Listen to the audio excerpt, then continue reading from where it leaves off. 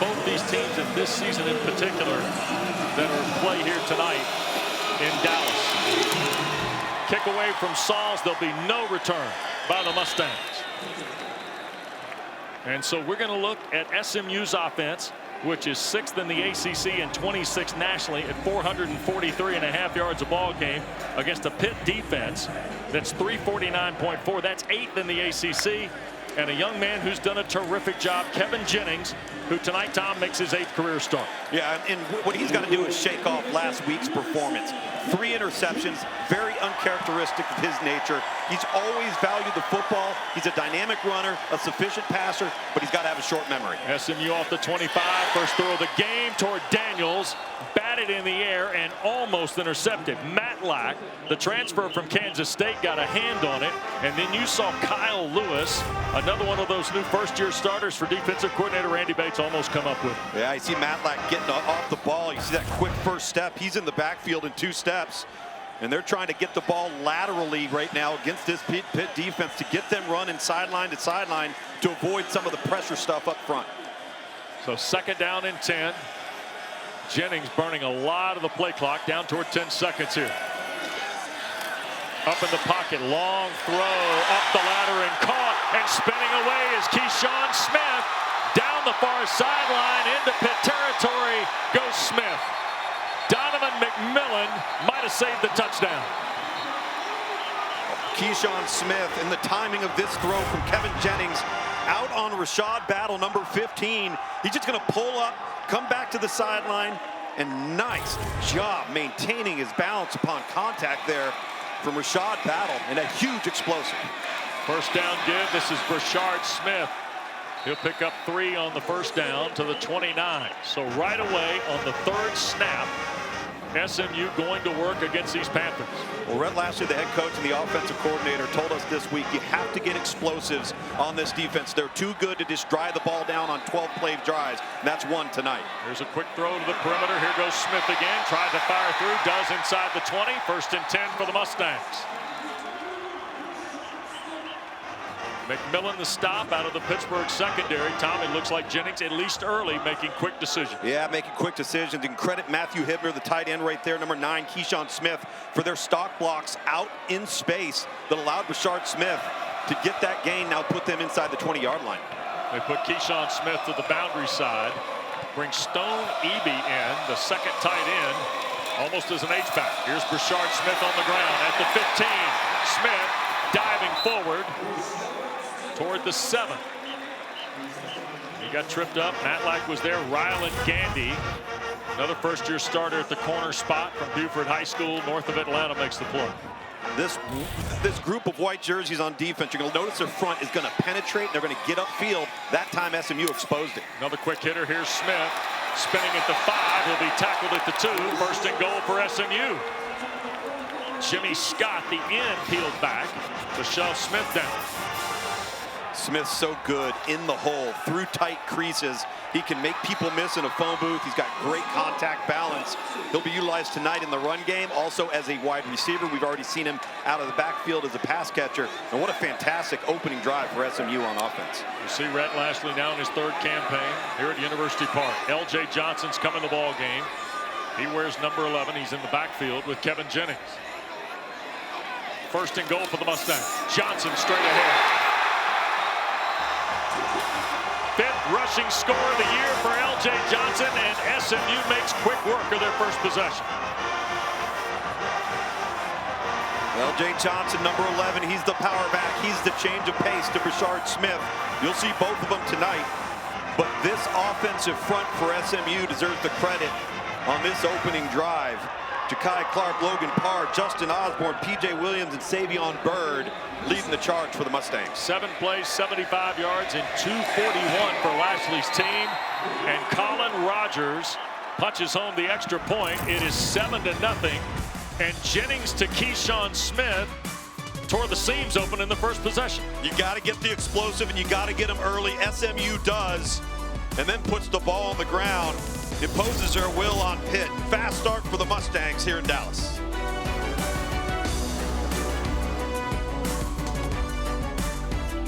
I want to show you defensively what you're going to see from Pitt all night long tonight. This is called a too high, 1-2. They call that a shell. You see the shell right there. You have to win these one-on-ones right here if you want to get explosives versus the Pitt defense, and that's exactly what happens up here one-on-one. So once you do this and you're able to connect, the safeties are playing up near the line of scrimmage, and there's nobody else out there if the corner doesn't make a play. So now you've got the explosive play, which sets up really fine execution in the red area. And that man right there, Pat Narduzzi, Wes, I think Pitt's a bit shocked. They did not expect to come out on defense and have SMU go right down the field. Oh, and Jennings spin it as well as he did too. Yeah. Right? Remember, Matlack got a hand on the first pass, and then the shot to Keyshawn Smith, I think, was almost like a quick jab to start round one, if you will. And now here comes the other belt holder, if you will. Here's Eli Holstein, Tom. For the first time, we get a look at this young man who transferred from Alabama. Yeah, just a redshirt freshman. You take a look at my look back there. 5th-ranked quarterback out of the pocket passing category. And he was always an athletic pocket passer. What he's become and morphed into for Pitt is more of a true dual threat. He's a fantastic thrower, and he shows tremendous poise and composure for a player that is only a redshirt freshman. He's valued the football, he's been an effective runner, and he's taken over the leadership skills of this offense.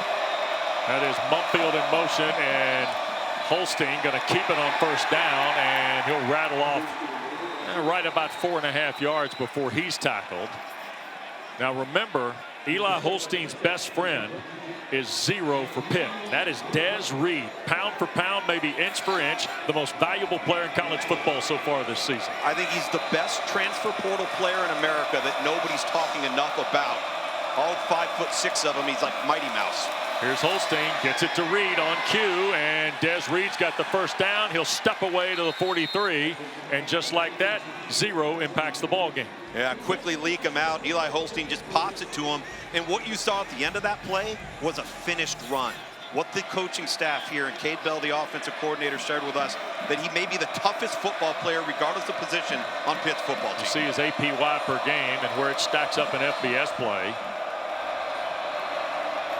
It's hard to qualify just how important he is to what they do offensively.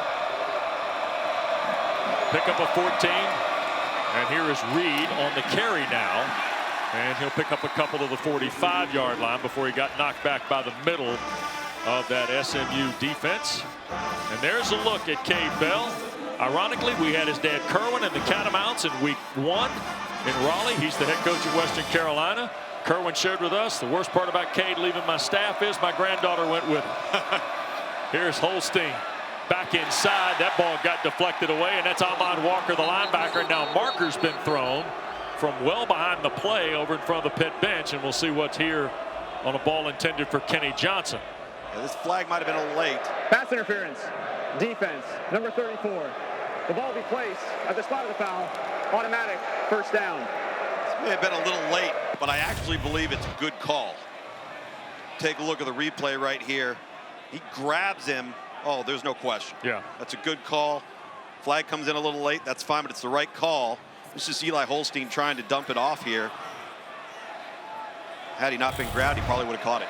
Ahmad Walker, the linebacker, the guilty party. That was our referee, Justin Elliott, tonight, leading this ACC crew. Holstein, pressure coming, throws to the backside of the play for Reid, incomplete. Jonathan Jefferson, the Georgia transfer, who missed the last 2 ball games for SMU, big 94, 315-pounder. You can't miss him. He was in on the pressure of Holstein. Yeah, for a group that moved from the group of 5 level to the power 4 level in SMU, the moves they made in the transfer portal to beat up the trenches on both sides of the football are the reason why they're in the position they're in tonight. Mumfield in motion. He'll take the shot from Holstein here at the near side, make a move across the 50. Down to the Mustang 44-yard line goes Konate Mumfield. His 28th catch of the year.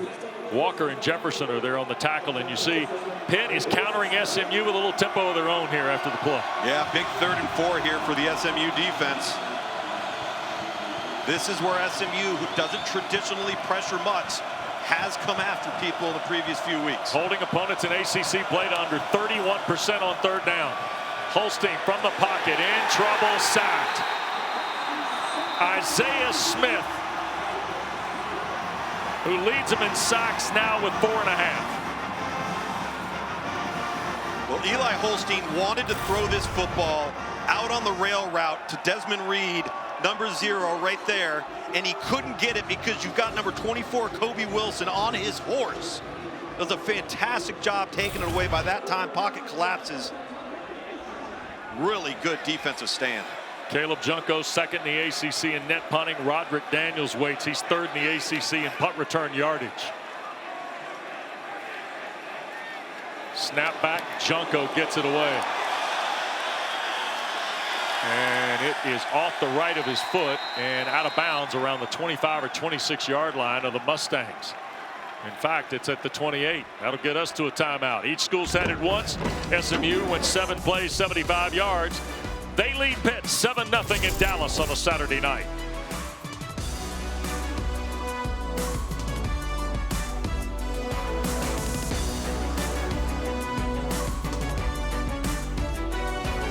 It's on Craig James. Oh, that was a good one. Holy smokes. Where's the running back's going to bring that back? Yeah. Here's Jennings giving ground and tried to throw it to Brashard Smith. Boy, Jimmy Scott really affecting the game off the edge here early for Pitt defensively. And fortunately he did, Wes, because if he ends up connecting right there with Brashard Smith out of the backfield, see 44 coming off the edge. Jimmy Scott. Tom, it speaks to the depth that Pitt has built defensively. With needing 9 starters this year. Yeah, they got some transfer guys. James, Matlack. Here's Jennings going to fire a deep ball downfield. Trying to come back and make the catch is Jordan Hudson. And he was defended by Taman Lynham, 5th-year senior transfer from Nebraska. They have added some transfer guys to offset needing 9 starters. But they're also guys like Brandon George, Kyle Lewis, Braylon Lovelace, Jimmy Scott, who are first-year starters for Randy Bates. Yeah, and we talked a little bit with Pat Narduzzi about that, with a big 3rd down coming up here for SMU, and they had to be the right fit if they were going to take them. They felt like they got guys that understood what the Pitt program's all about. 3rd and 10 now for the Mustangs. Pressure again. Slips it to Johnson. He ran right into the fray. Got hit by Rylan Gandy as soon as he caught the ball, did Roderick Daniels. So L.J. Johnson can do nothing with it. And Pitt is 3 and out defensively on the 2nd possession by SMU. Gandy does a nice job, number 10, coming up from the corner spot, but so does 31, Rasheem Biles. Works around the block of number 71, Logan Parr, who's been battling an injury as well at the guard position for SMU. And that's the kind of answer you're looking for if you're Pat Narduzzi after the first possession for the Mustangs. Here's the punt.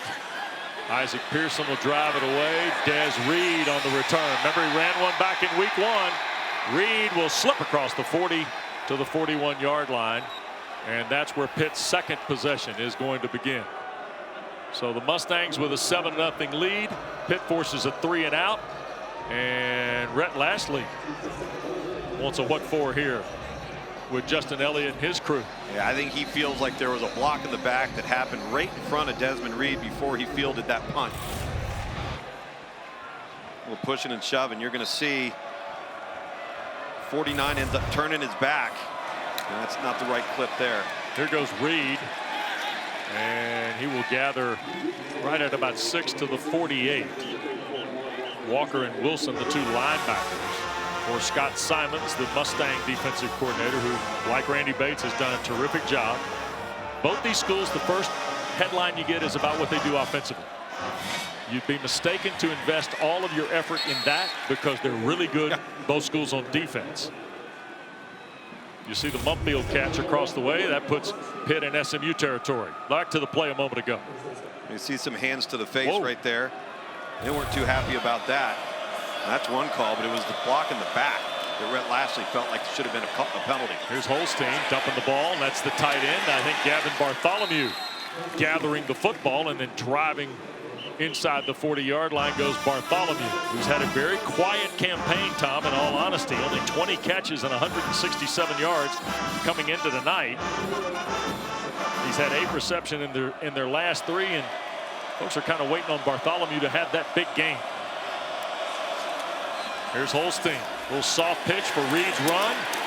Nice block on the perimeter, and that'll be close to another Pitt first down. I think they're going to measure it to the 33, and that will award Des Reid with a first down. You see 74, that's Terrence Enos, who's filling in for Branson Taylor at the left tackle spot. And those are big shoes to fill in terms of Taylor. Yeah, he played pretty well last week in his start against Syracuse. Didn't kill him in any way.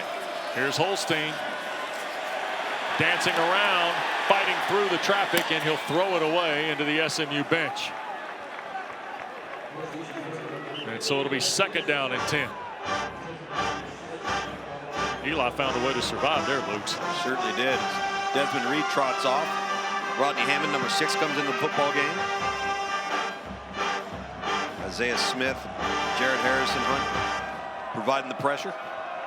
4th appearance of the year for Hammond, who was suspended for the opening portion of the program in this 2024 campaign. 2nd and 10. Holstein wants to throw, does, to the backside. That's Jake Overman, the backup at tight end. And the transfer from Oregon State pulls in his 9th catch of the year. And Cale Sanders, 22, with a fantastic open field tackle here for SMU. As you mentioned, Overman on the catch, and now a 3rd and manageable for Pitt offensively. Yep. Panthers on the year at 39%.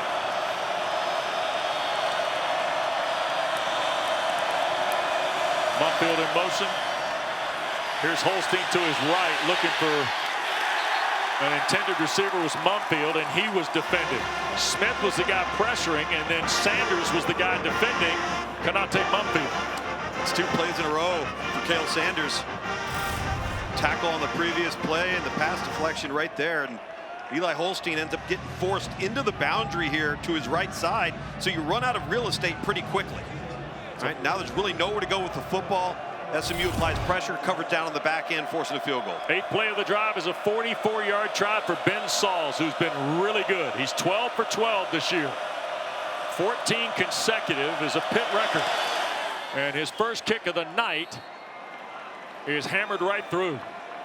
So Ben Sauls puts Pitt on the board with just under 6 minutes to go in this first quarter with a 44-yard field goal. He's having some kind of year for Pat Narduzzi. That'll get us to a timeout. Panthers on the board. Back and forth we go in Dallas on a Saturday night. First downs. Oh, listen to the coach tell you, huh? Just listen to the coach Listen, speak. take what the defense gives you and throw it to your guys. Sauls will drive it away. There'll be no return here by Brashard Smith and Roderick Daniels. So SMU leading by 4. We'll start 1st and 10 at its 25 with this 7-3 lead. Mustangs have kind of been at both ends of the spectrum in 2 possessions, Tom. 7-play touchdown drive to start, and then 3 and out by Pitt's defense in their second go. And I wonder, you know, because there's not a lot of history. Rhett Lashley played Pitt twice when he was the offensive coordinator at Miami. Both coaches referenced it this week in our visits. I still think you got to work your way through a little bit of this, right? Oh, there's no question. Get a little feeling out period in the first couple of series. And Brashard Smith trying to bounce through here on 1st down. Look at the stack. And they're going to put it at the 29 for 2nd down. Sean Fitzsimmons, another one of those guys, been on the team, contributed, you know, 4 total tackles in his previous 2 years. He's now got 9 on the year. I mean, just shows you. Player development is still real in college football. Here's Brashard Smith coming back to the near side. He's got the 1st down. And he will take on Philip O'Brien Jr., P.J. O'Brien, and got shoved out of bounds right around the 38. It's another Mustang 1st down on a 9-yard run. Excellent job sealing the edge by SMU in the offensive front. P.J. Williams, 59, allowing Brashard Smith to turn the corner. He's got such great speed and burst. 1st and 10 for Jennings and the Mustangs. Kevin wants to load, throw it, middle of the field. That was for Roderick Daniels. Covered out there by McMillan. He also had Lynham in coverage as well. Kevin Jennings is not 100%. He's close, Luke, based on what we've seen so far. Yeah, he looks to be fine. That throw's a little high for the 5'9" Daniels down the seam. So 2nd down and 10 it'll be.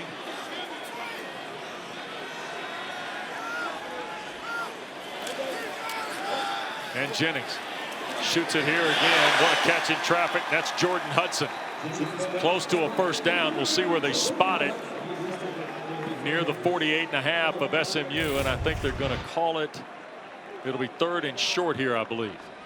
Good job here by Jordan.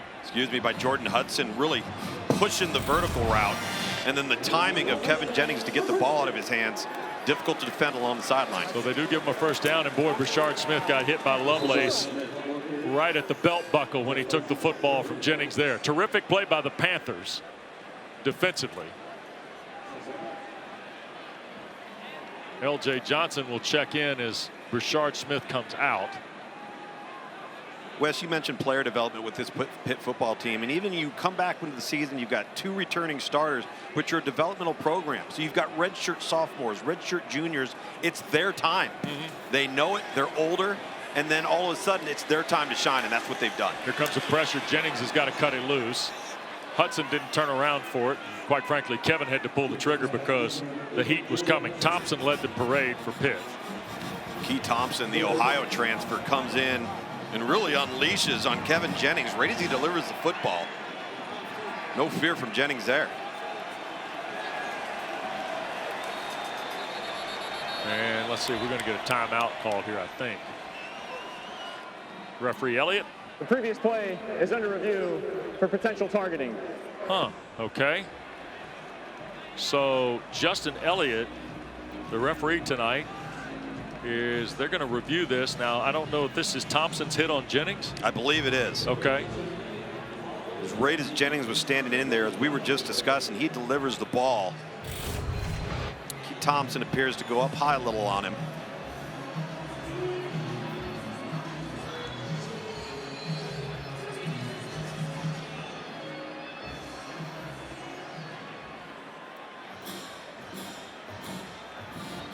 Well, you got a defenseless. The ruling on the field of no targeting stands. It's 3rd down. All right, so there you go. Must have felt the helmet and the face mask there. It was right up into the left shoulder, more so into the head or neck of the defense's quarterback. So Thompson avoids the penalty, as does Pitt. And now 3rd down. And the full 10 here for the Mustangs.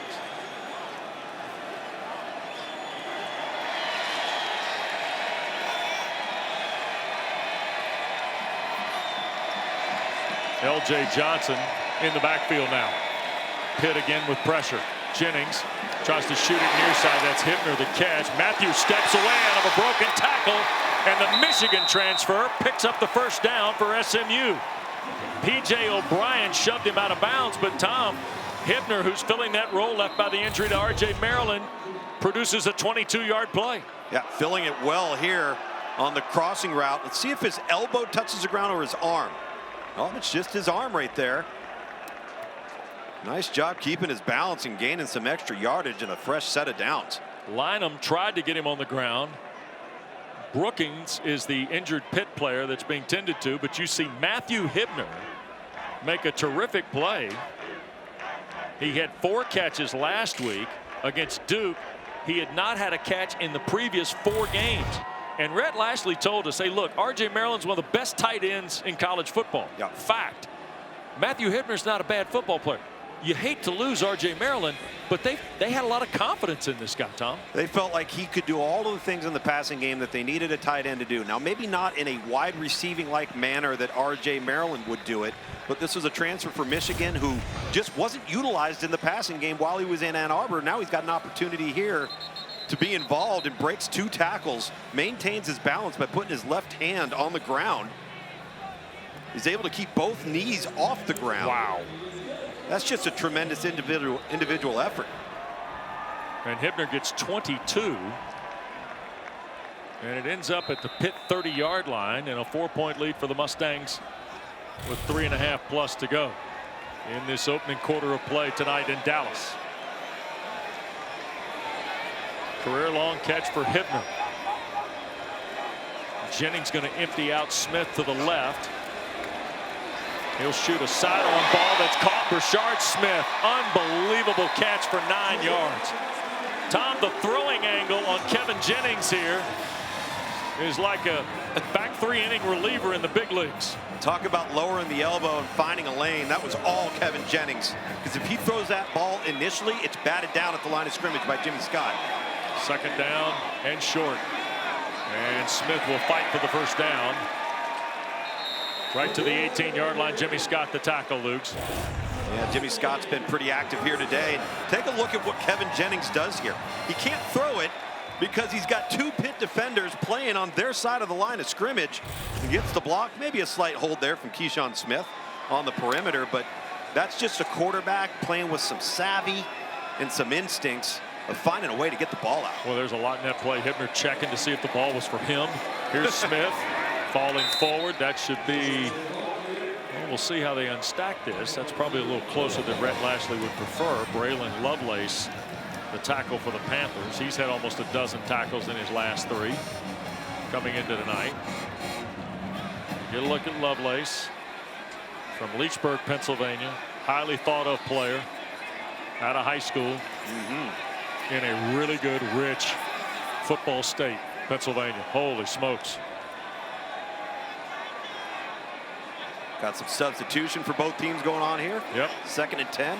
SMU took the tight end out. Here's Smith. He's got the first down, falling forward to the 16. Kyle Lewis, the tackle for the Panthers. Wes, you mentioned the absence of R.J. Maryland, who's such a weapon, and particularly in this area of the field, because he's such a mismatch, whether he's lined up on a linebacker on a safety and he's, you know, split into the slot, or what they were doing with him previously, and they did it against Florida State when we were here previously, is they isolate him to one side or the other, and they just threw up the back shoulder ball, and he makes plays, and you don't have that now. Somebody else has to be the guy to go up and get the ball one-on-one. Smith and Daniels to the far side. Moochie Dixon here to the near side, and Rhett Lashley wants a timeout. So timeout. We're going to take it with them. SMU, they're first. A minute 30 8 seconds to go here in this first quarter. 7-3, and don't forget, when we're done tonight here at Ford Stadium in University Park, ACC huddle after dark, Tom. Estimated start time 11 o'clock. Estimated. Yeah. All right. Highlights, analysis, interviews, players and coaches. All the coverage from an unbelievable Week 10 in the ACC. Let me tell you what. You got your hands full tonight, Taylor Tannenbaum. You got a lot of highlights you got to sort through. I mean, Miami outscores Duke 36-3, Tom. Yeah. Going down the stretch.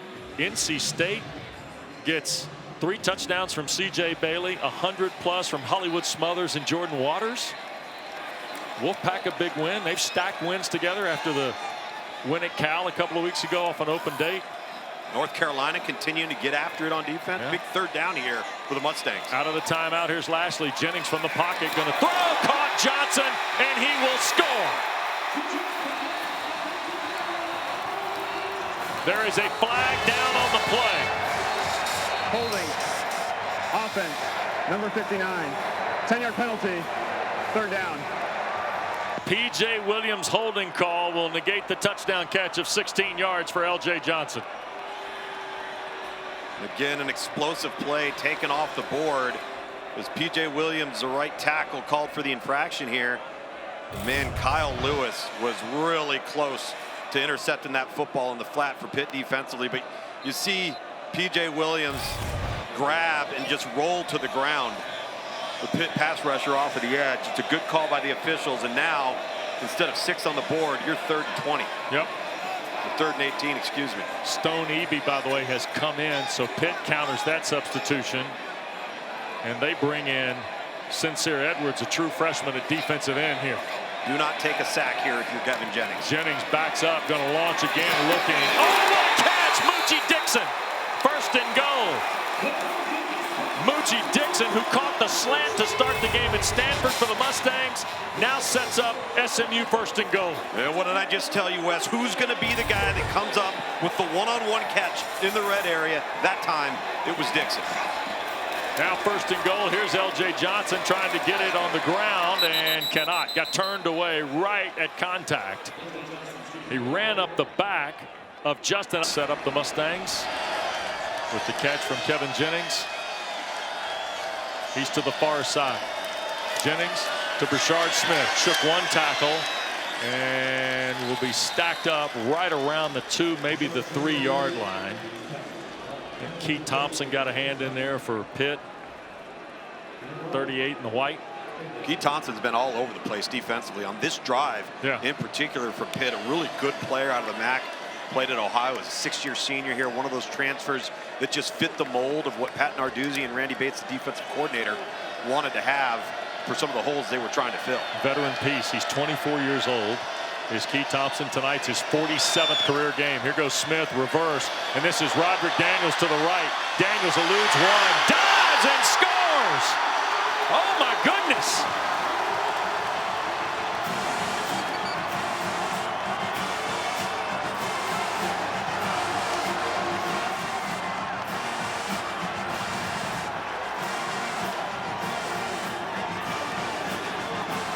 Roderick Daniels does a little bit of everything for Rhett Lashley. He jokes even we might line him up at offensive tackle one time. And now he's hurdled a man from another team. So here's Colin Rogers to try and make it an 11-point lead for the Mustangs. And he does. Okay, Lukes. This is called a true space player. So once Roderick Daniels gets this ball, he's got to make Javon McIntyre, number 7, miss right there. Now he's able to time up the jump versus Donovan McMillan, number 3, who goes low, ducks his head down, loses his eyes on Roderick Daniels. And you're right, Wes. When they had an injury to Brashard Smith at running back and L.J. Johnson, what did they do? They moved Daniels over to running back. All he does is make plays. He's returned a punt for a touchdown, plays wide receiver full-time, subs, moonlights as a running back, and that time is making people miss in a phone booth. And SMU is on the board in the first 45 seconds of quarter 2 on a 15-play, 75-yard drive, Tom. This is something that I would imagine if you asked Rhett Lashley that type of drive being a surprise to him against this defense, he would say yes. He could not reiterate enough how during his time in Miami, he was the offensive coordinator, and they beat Pitt. They beat the state defense, and he said we had 4 explosives that got us into scoring territory, and it's why we won the game. We had no touchdown scoring drives. So really encouraging for SMU there.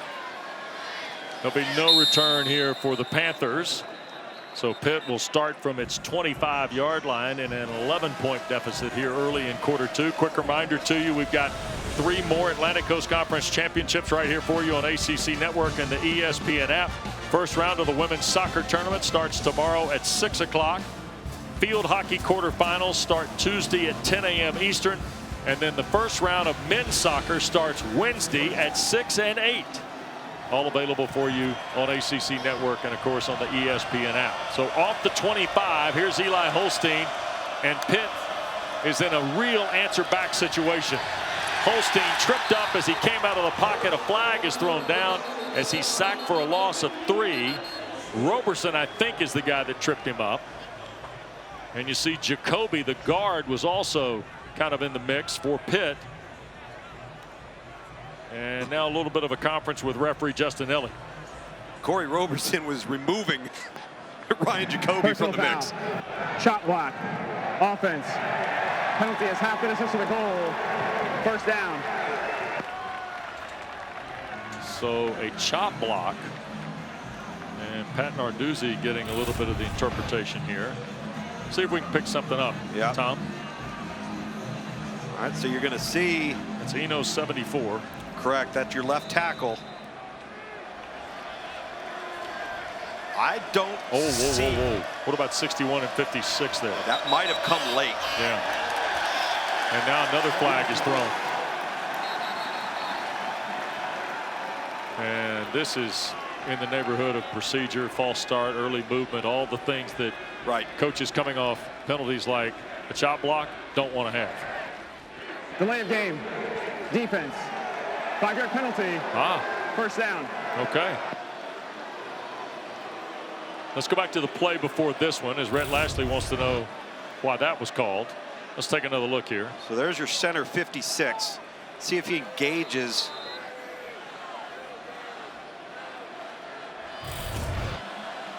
See, I think the Pitt offensive lineman's fallen to the ground there. I'm not sure I agree with that call, but nevertheless. Yep.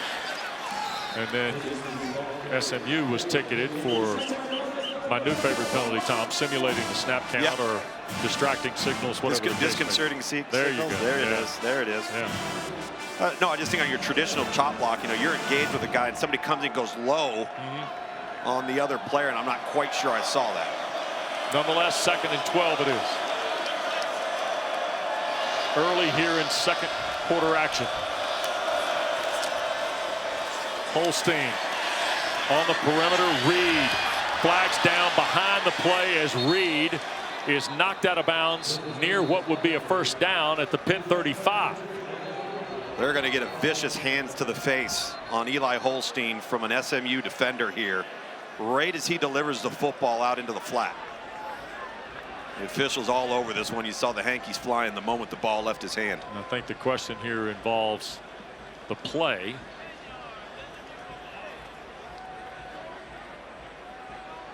So discussion with Justin Elliott and his crew. Roughing the passer. Defense, number 58. 15-yard penalty. Automatic first down. Number 0's helmet of the offense came off. He has to sit out for one play. Right. Boom. The hand goes up and goes high. Wow. Right as Eli Holstein's delivering this football. Officials all over it. And now look at the shift in field position.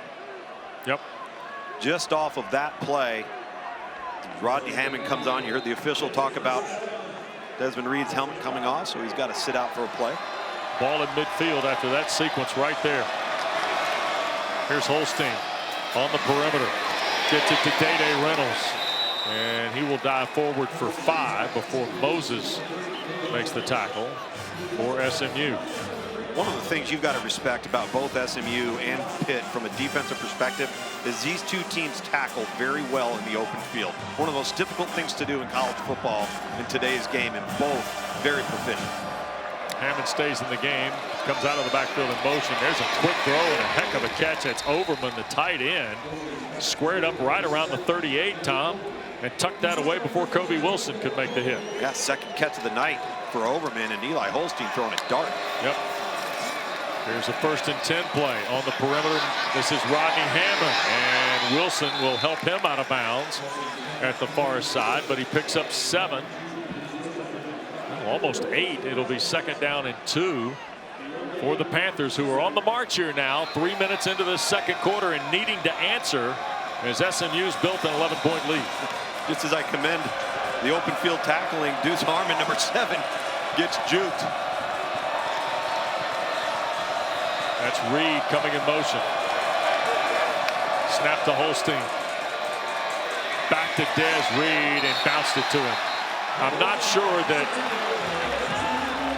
a hand didn't get in the throwing lane that time. I think this is just a flat-footed, short step ball that came out of Eli Holstein's hand poorly. He knows it. You can see his body language after the ball hit the ground. Pitt's already distributed the football to 6 different receivers. And here is a very big 3rd and 2. I would expect 4-down territory here from Pitt offensively. 2 receivers to the boundary. That's Poppy Williams in motion. They're going to hand it to Reid, trying to find a crack in the wall. It's not there. My goodness, Isaiah Smith, Ahmad Moses led the charge here for the Mustangs. Instead, they take a loss, and now the field goal unit comes on for Pittsburgh. And SMU. Luke's Mighty Elon. right here on ACC Network and available on the ESPN app. After the missed field goal, SMU from its 29 with an 11-point lead, and Brashard Smith midfield, and it's a foot race. Smith to the 25, the 10, touchdown.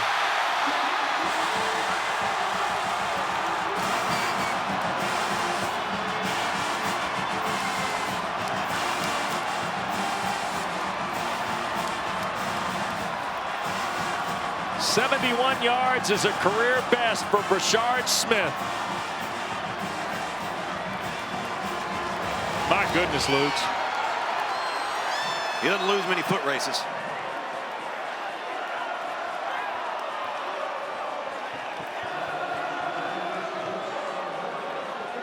What a momentum shift that is. Sauls misses for the first time this year, and Brashard Smith rips off a 71-yarder. He's now got his 5th 100-yard game of the year, and we've got our dynamic play of the game brought to you by T. Rowe Price. And it comes from Brashard Smith, Tom. Oh, we were talking about his ability to sneak through tight creases, and he certainly does that here. They pull the guard, and he steps up, pauses for just a second, little patience, jump cuts to the left, and now it's just a foot race down the sideline. And SMU stunning the Panthers defensively, particularly on the ground. So Brashard Smith's in the end zone. Another touchdown. That's his 10th of the year. And my gosh, the U.S. Open trophy's in the seats here tonight at Ford Stadium. That is fantastic. Let's go. My gosh. Love it. They're letting it go in Dallas tonight.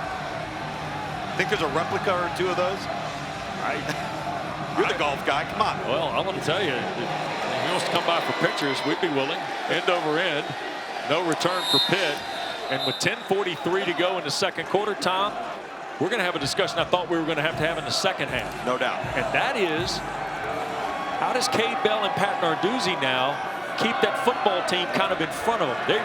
Look, this is an 18-point game with 10 to go in the first half. Well, they've gotten explosive plays, and that is something Pitt has not allowed all year long.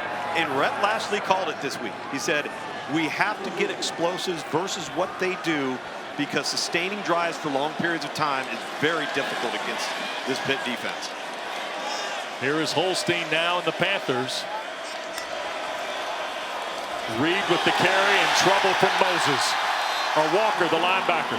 Ahmad Walker, who had a terrific night last week against Duke, Tom, is on point again here tonight. Yeah, Lyndon Cooper, 56, for some reason snaps and steps to the right, leaves the A gap between the center and the guard wide open.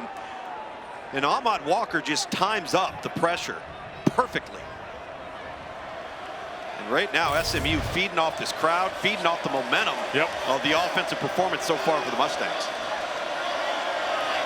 That's Bartholomew, the tight end. Here's Holstein. And Holstein had it batted down at the line of scrimmage. And that was Corey Roberson, the defensive tackle. Tom, if you're Eli Holstein, go back to Dana's visit with Cade Bell. He can't press here, right? He can't press here, and what he can't do is take risks with the football because he's trying to get the team back in the game. Let the offense and let the plays come to you. You guys have played from behind during this season so far. You come in, you're a ranked football team for a reason. Just settle down. There's a lot of football left to be played.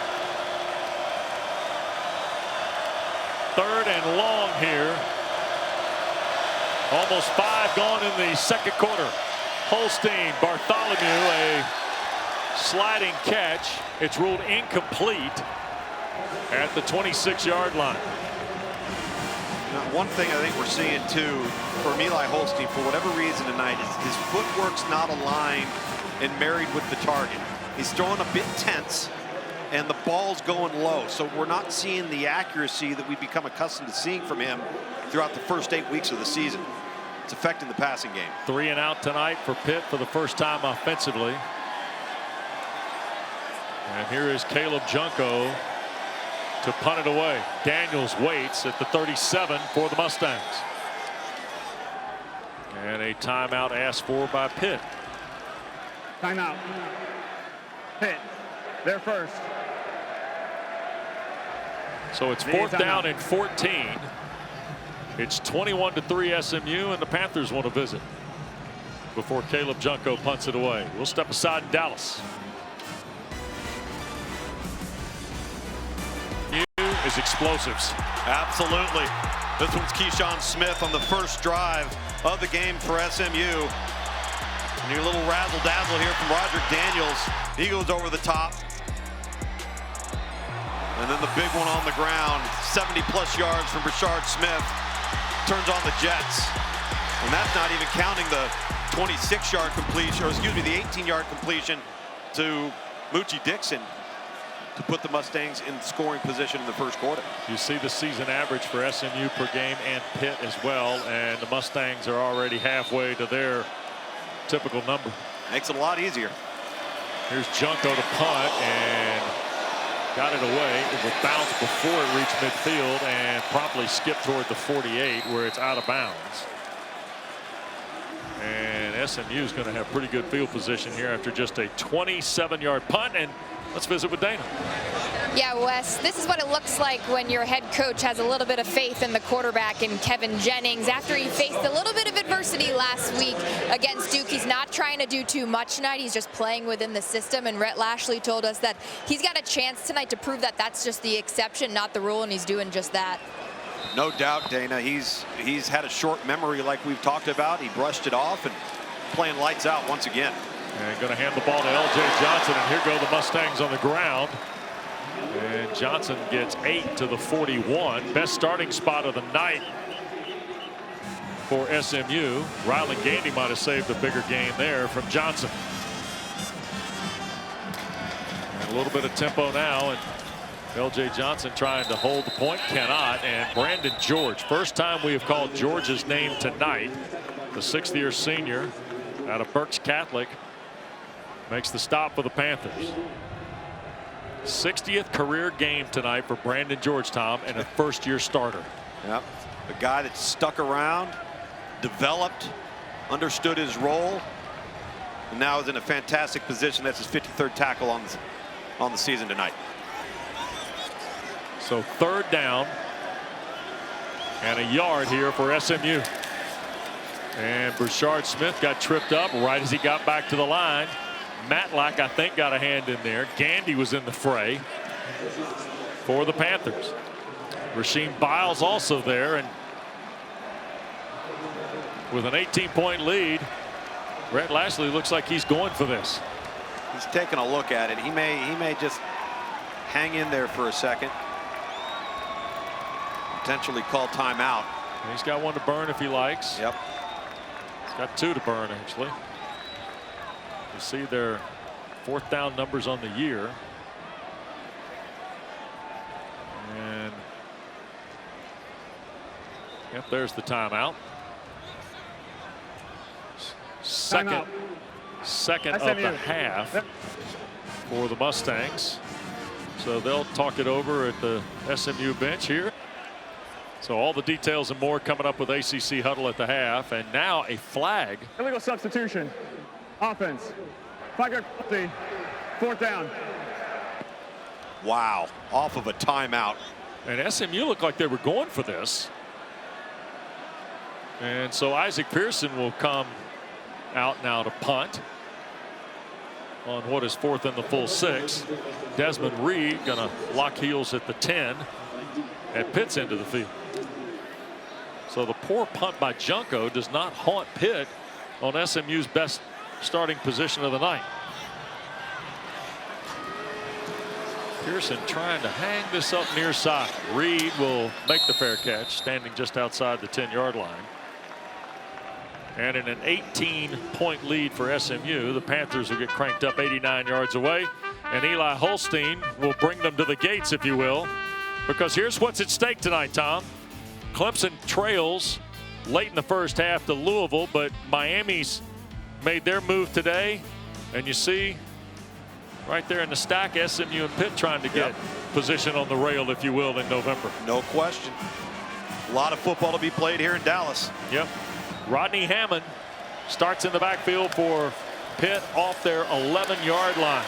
Holstein the carry. Boy, and he got banged around pretty good. Harrison Hunt was there along with Walker, who's been, or I should say, I said Ahmad Walker. It was Alexander Kilgore, 54, now 34, making the hit on Eli Holstein.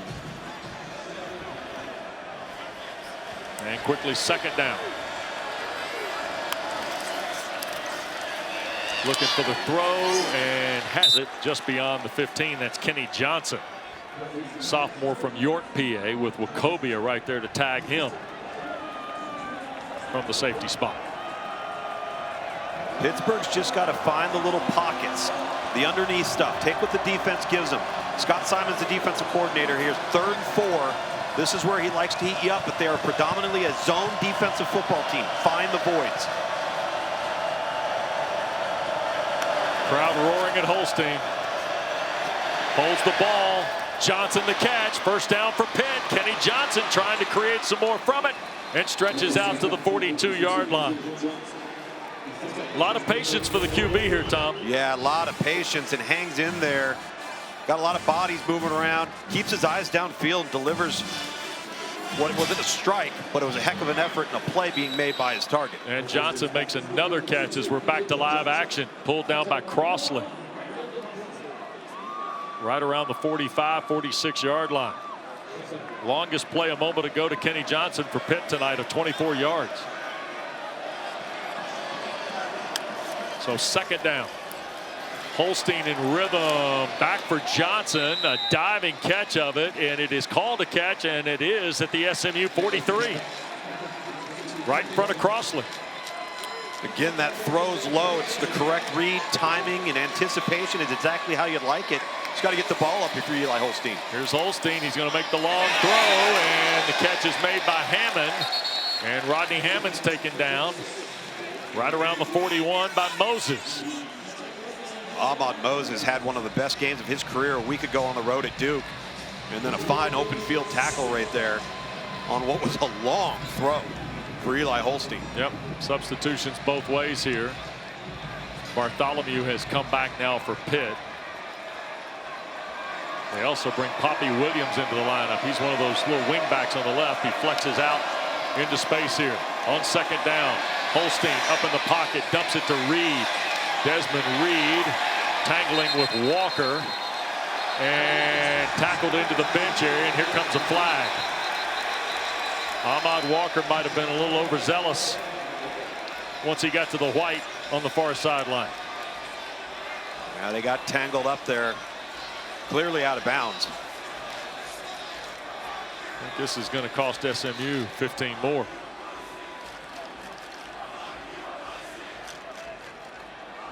And Pat Narduzzi. There is no foul for a late hit. It's third down. So Justin Elliott tells us they will play on, and the native of Youngstown, Ohio, not happy. Good tackle, good tackle, good tackle. And you move it out of bounds, and got a little bit both ways. Both of them were kind of tussling with each other. Yep. So it is third down and 4. Inside 5 we go. Hammond's back in the ball game to replace Reid.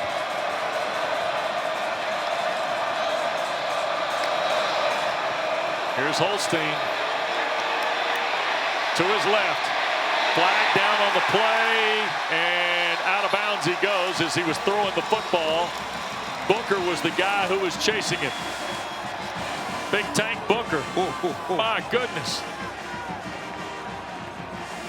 That's 348 pounds of number 10 coming off the top rope. Taking Eli Holstein down. And let's see what the marker is for. The penalty flag thrown as Holstein was moving from the pocket.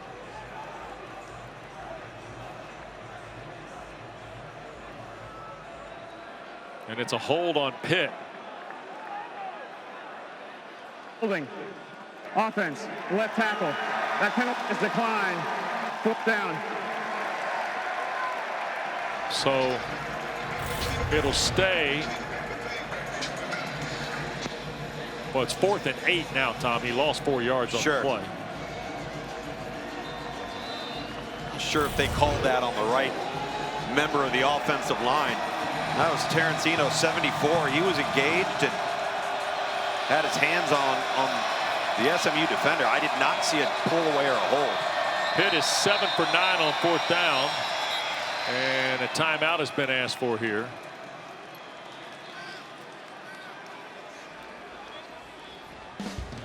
We'll get a break here in Dallas. Pat Narduzzi and his team a decision to make when we continue.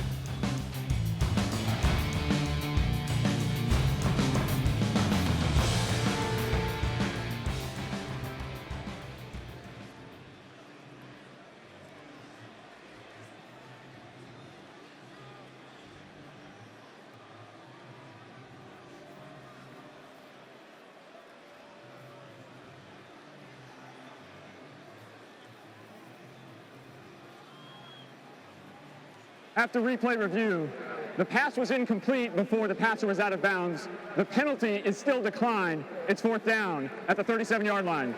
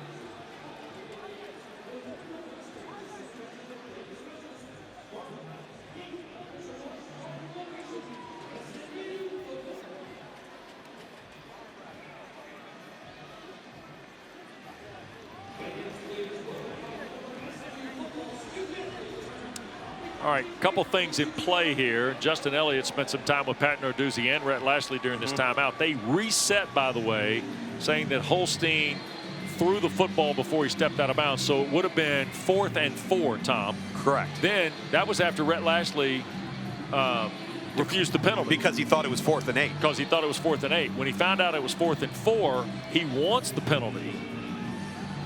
So while it says 4th and 8, or it's now 4th and like 12, then they've marked it off back to the 47-yard line.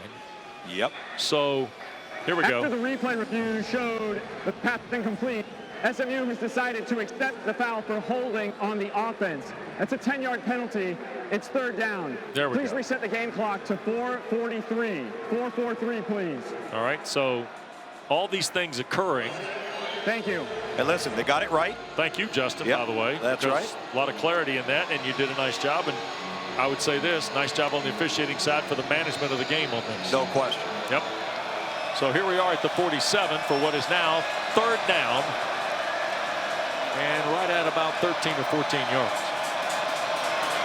And Holstein trying to get some of it back here in trouble. Ball is out and in the air. And SMU has the game's first turnover. My goodness. Jafari Harvey knocked it out.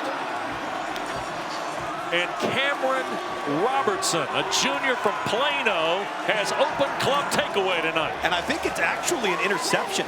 I think he caught the football as it was coming down from the sky. Somehow this thing got jarred loose within the pocket. A lot of pressure as the walls started closing in on Eli Holstein. And credit Scott Simons, the defensive coordinator at SMU. He's had these guys ready to play. He's called and pressed the right buttons at the right time, and they've won at the point of attack. There's Jafari Harvey coming in late. He dislodges the ball. Ball goes up. Oh, boy. And secured by Robertson. What a heck of a play. It's a rebound drill. Now 1st and 10. Here's Roderick Daniels looking for more. He'll turn the corner and pick up a few, and now a flag goes down as he's shoved into the SMU bench with 4:28 to play by Ryland Gandy, and tempers starting to flare a little bit from both sides. Gandy tries to make peace on his way back to the field.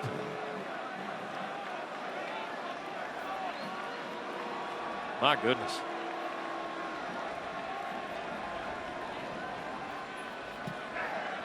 Personal foul. Face mask.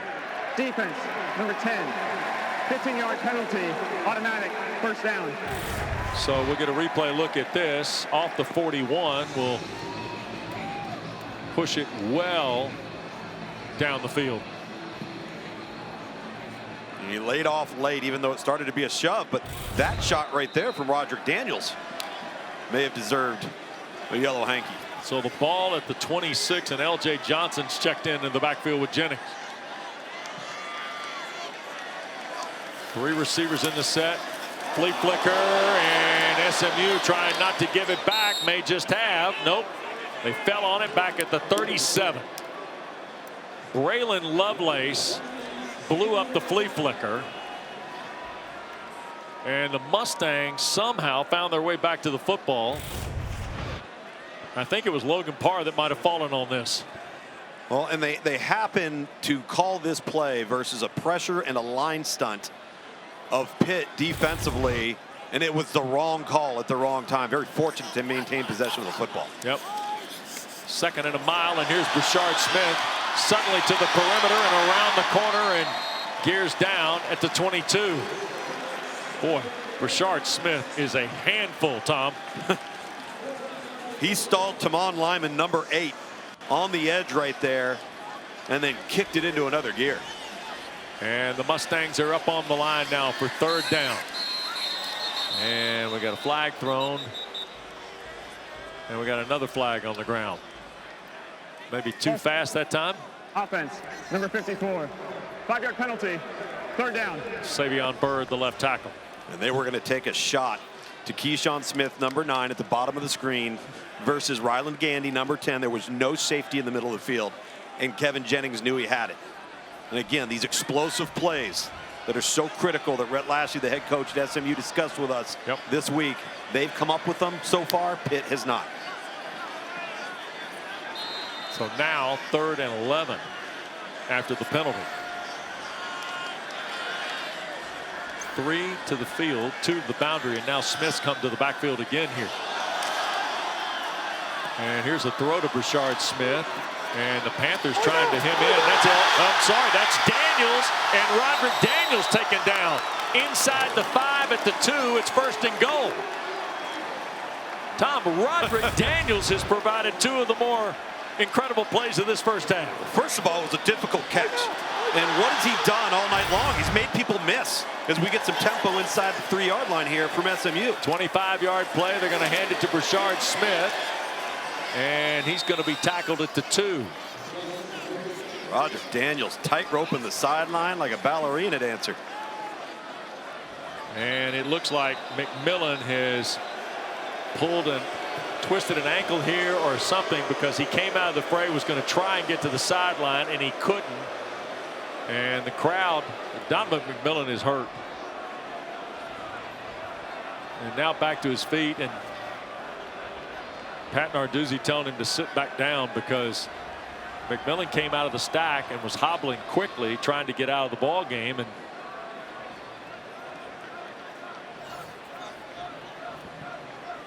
And they're going to take a look at the senior from McMurray, Pennsylvania here. Meanwhile, we'll catch our breath because SMU, who came into the ball game 19th in FBS with 44 plays over 20 yards, Tom, averaging 6 a game. They got 5 here in the first half. Let's go back to this Roderick Daniels play. They were moving Brashard Smith around. They had all sorts of different eye candy, if you will, in this formation, Tom. And then again, the catch, the contact balance, the ability to make people miss, and then tightrope the sideline and get upfield. In so many ways, Roderick Daniels has been the unsung hero of this football team because of his versatility. He contributes in the kicking game. He's scored on special teams. But when they've had injuries at running back or at wide receiver, at tight end with R.J. Maryland, he always fills the void. McMillan is helped off the field here. SMU bought a lot of time in that huddle, by the way, during the timeout. And now 2nd and goal. You see, we're late in this first half, and the Mustangs took control on the opening possession tonight, Tom, and really haven't looked back. No, they absolutely haven't. They put their foot on the gas. Let's see if they can punch another one in here. Eby's come in as the fullback. Whistles blow here before the ball is snapped. And timeout Pitt. Panthers grab a timeout. Timeout. Pitt. Their 2nd. Please reset the game clock to 2:30. 30-second timeout. Well, Justin Elliott's done a nice job. He's had his hands full here in the first half. This is his We thought this might be high intensity tonight. Thought it might be physical both ways, Tom. No question. It's proven to be both. It has. It's been chock full of plays, big plays, some miscues here and there. Just two good football teams that are very evenly matched talent-wise. Yeah. And it comes down, as when we came on air tonight, it comes down to those little details. And the details tonight are big plays. No question. Without a doubt. And a team that specializes in them has had more of them here in the first half. The other thing, too, that I'm sitting here wondering, Narduzzi's going to have to channel some of the comeback gene that they had at Cincinnati. And at West Virginia Right. at home, no question, back-to-back weeks, and come up with a way of getting back into this football game. Out of the timeout, Brashard Smith is taken down immediately. Big Francis Brew in there to make the play for the Panthers. Freshman from Westerville, Ohio, who is listed at 6'1", 280, has had 5 tackles in the last 4 games coming in. And 95 looks like a young handful. Yeah. He and Sincere Edwards are the 2 true freshmen that are slightly undersized, which Pitt loves along the defensive front, but super active. Is the 2-minute timeout. So the 2-minute timeout welcomes us here at Ford Stadium. How did SMU get to the doorstep? Well, another night at Club Takeaway underway.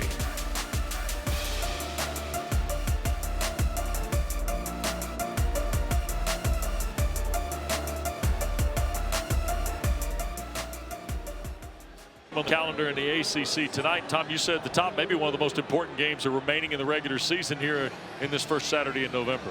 No question about that. 100%, Wes.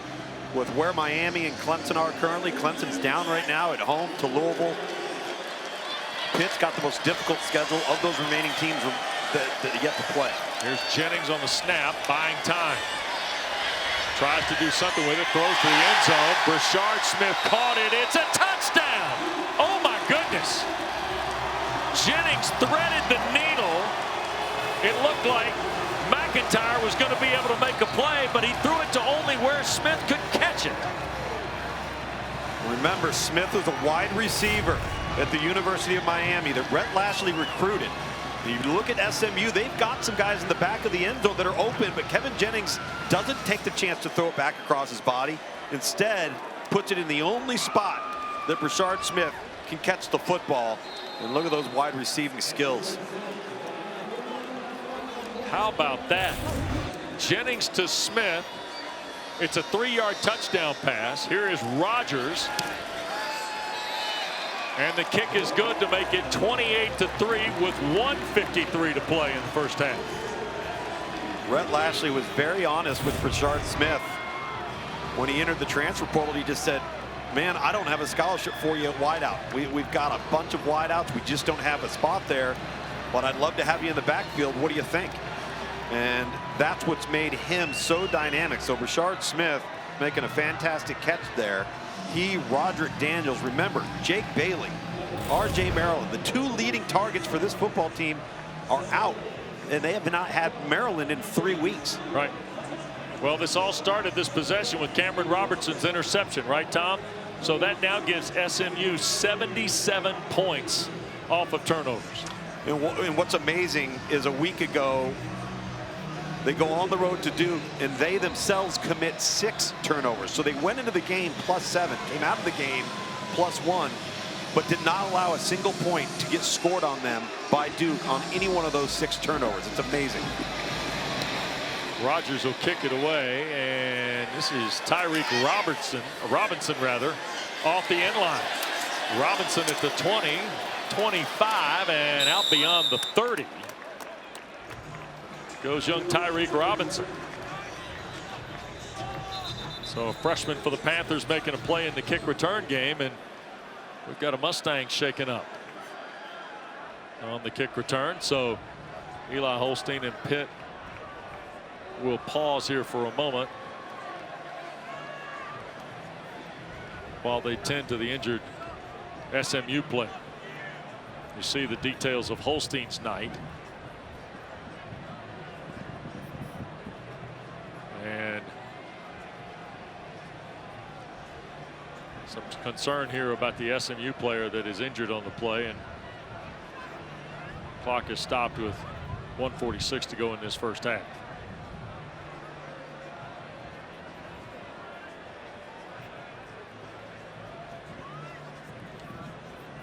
And we don't want to speculate on the injury or the player at this point, because quite frankly we can't identify for sure who it is. But you see there's great concern by his teammates at this point.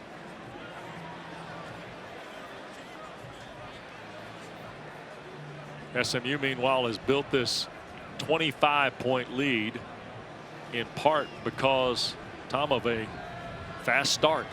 Really kind of their calling card on offense worked for them tonight off the opening drive. Well, and they've been able to effectively run the football, I think, to a level that maybe even has surprised Rhett Lashley, given how disruptive and challenging this Pitt defensive front seven has been all year long. So you've got explosives on the ground, and then the moment you try to secure the run game, you're taking it and you're putting it on the perimeter, and SMU's skill has really taken advantage. Yeah. We believe the injured player for SMU is A.J. Davis, a redshirt. So SMU communications for football, Chris Smith says that A.J. Davis did have some movement. That's good news. Yeah, I actually did see his foot move early, which is terrific news. Off the 33, we return to action. This is Reid on the check down from Holstein. Maybe not a check down, Tom. Might have been the principal route, just trying to get Pitt going, to be honest. And you see the Panthers are right out to the 44 on an 11-yard throw. And here they go again, and there's the SMU pressure. A flag is thrown, and the ball is thrown in desperation by Holstein on a pressure by Cameron Robertson. Just kind of stepped to the forefront here in the second quarter. Has he ever? Holding. Offense, number 74. 10-yard penalty. First down. That's Terrence Enos Jr., who's making his third career start tonight at left tackle. That's the second holding call on him. Wes, you and I didn't like the first call that was thrown on him. That one was almost a tackle on Cameron Robertson. And you're right about 15 coming off the edge. That's normally the role of Elijah Roberts. Yep. Tonight it's been all 15. He's been playing hard. Well, it's interesting because not only is Cameron Robertson infecting the game, Elijah Roberts is inside a lot tonight, Tom. And he is here on 1st and long after the penalty. Holstein wants to cut it loose, and Bartholomew on the far side is taken out of the air. That's Cale Sanders coming all the way from the safety spot. He's called his name a couple of times tonight. He's been a force in run support, and right there forcing that ball out of bounds. And again, a zone team in SMU that wants to keep the ball in front of them, tackle in space, pressure on 3rd and long. That's their MO. Each school with a timeout to go. Flip to Reid, and right there are the Mustangs. Deuce Harmon promptly makes the stop of Des Reid. Terrence Enos, 74, who had just got called for the hold, tries to get out there, and Harmon just beats him to the punch. Great effort play. Panthers 1 of 6 on 3rd down, and Holstein going to be tackled. And that's Harrison Hunt. My goodness. Jared Harrison Hunt, 3rd sack by the Mustangs here in the first half. Timeout. SMU. And there's the timeout to stop the clock with under a minute to go, Lukes. Let's reset the game clock to 57 seconds. 5-7, please. And 4th and long facing Pitt. I like this timeout call, and I love this rush from the defensive tackle position in Harrison Hunt, number 81. These Mustangs came to eat today, Wes. Yep. They have been active. They've been disruptive. They've played on Pitt's side of the line of scrimmage and have not allowed the Pitt offense to dictate terms in terms of how the game is going to be played. Yeah. One of the things we were curious about tonight was how would SMU handle the pressure stunts, right, all the things that Pitt can do to you. Then the opposite. Question, the second half is going to be, how does Pitt, what kind of adjustments do they make to thwart what the Mustangs are doing? 100%. And now here's a really interesting spot. Junko is punting. Roderick Daniels waits with just under a minute to go.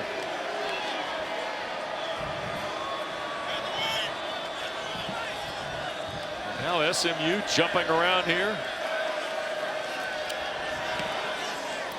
And it's a wobbly kick. And it will bounce back up the field, and that's where it's down by the Panthers. It's a 25-yard punt by Caleb Junko. And so now, Tom, 49 seconds left and 59 yards away, and not that far for Colin Rogers to try a field goal. Well, great field position. Caleb Junko, the Pitt punter, has not punted particularly well tonight. This is the second time offensively that SMU has started near midfield due to a poor punt. So Jennings, who's 10 of 15 for 148.5, hands to Brashard Smith. And he will pick up 4, almost 5. Clock runs. 38 seconds left, and now we got substitutions. LJ Johnson's coming in, and not quite the pace I was expecting after the first down run. No timeouts for SMU. So Brashard Smith's out. His helmet came off on the run. And now SMU waits for Pitt to get sorted defensively, because when Smith comes out, Pitt can equal the substitution. Of the offensive player necessitates a 10-second runoff. Please reset the game clock to 27 seconds. The game clock will start on my signal. Thank you. So that's the word from referee Elliott.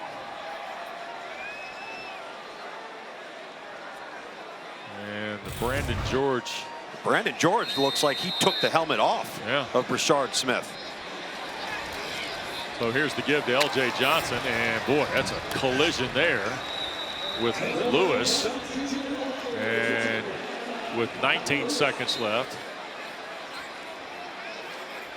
now they'll restart the clock, and here's Jennings. Jennings loads, he will throw. It is caught at the 34-yard line. Now with 9 seconds left, they're going to run one more before Rogers or not? There's the spike with 7.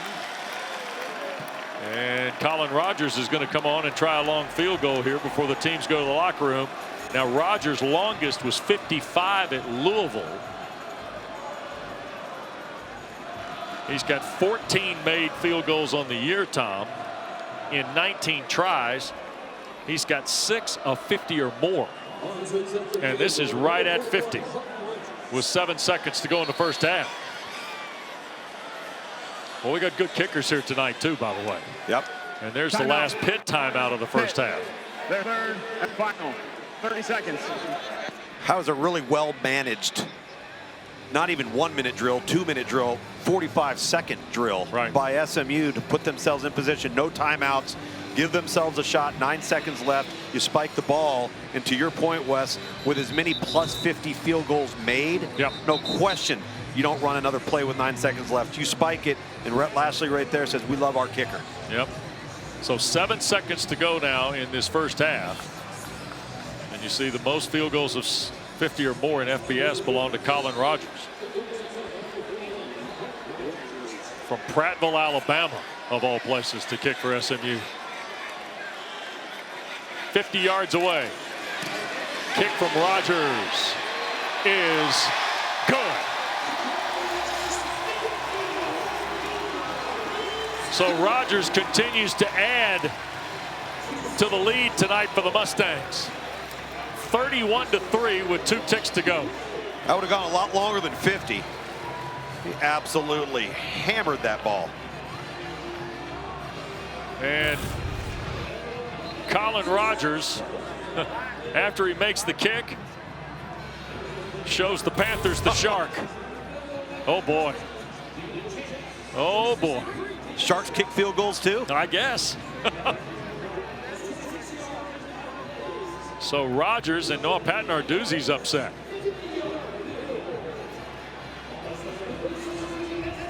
And with 2 seconds left, Pitt is going to be trailing, going to the locker room.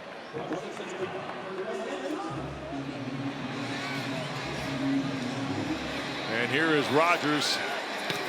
And he's just going to push it down the field, and it will roll by Finally, Robinson scoops it up inside the 5. And the horn will sound to end the first half as he's tackled out near the 18-yard line. SMU.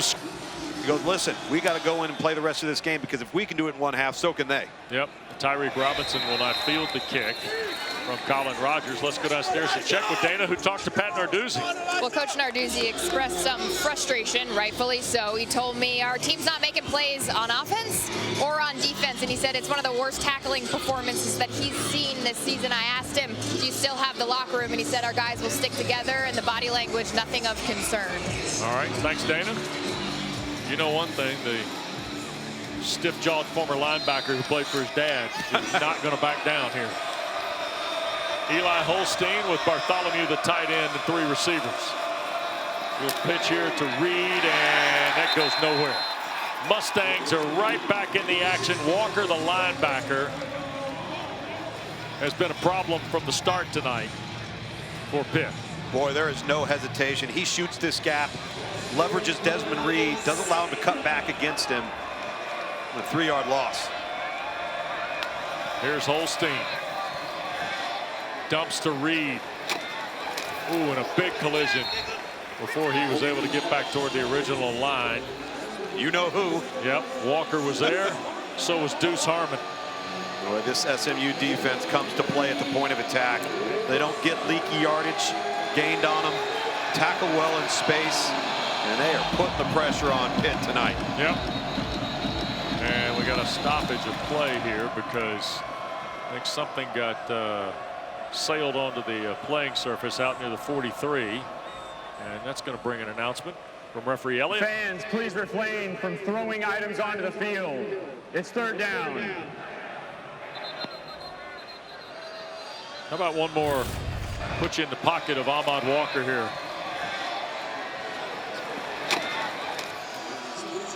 Oh boy. Wow. Made the old quarterback cringe over there, didn't it? Yes, very much so. 3rd down. 3rd and the full 10 for Holstein.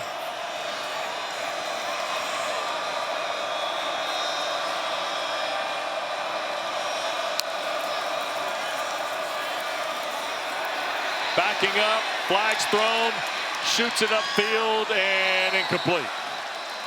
Tried to find, I think, Kenny Johnson. And shaken up on the play, Elijah Roberts, the defensive lineman for SMU. He's going to come hobbling off. I think this is a hold. Well, it is, and it's on Elijah Roberts. Offense, number 50. A penalty is declined. 4th down. They moved Elijah Roberts down inside to the tackle spot as he hobbles off the field, and he absolutely owned Jason Collier, number 50. He's just so active and disruptive. And normally Roberts is on the outside, but he just keeps fighting and fighting and fighting. They finally catch him on the hold late as Eli Holstein flushes. So the penalty puts Daniels in the single safety to take the punt of Junko. Been a tough night for Junko. They're going to fake this. Here's Bartholomew, and he's going to break for a yard or 2, and that's it.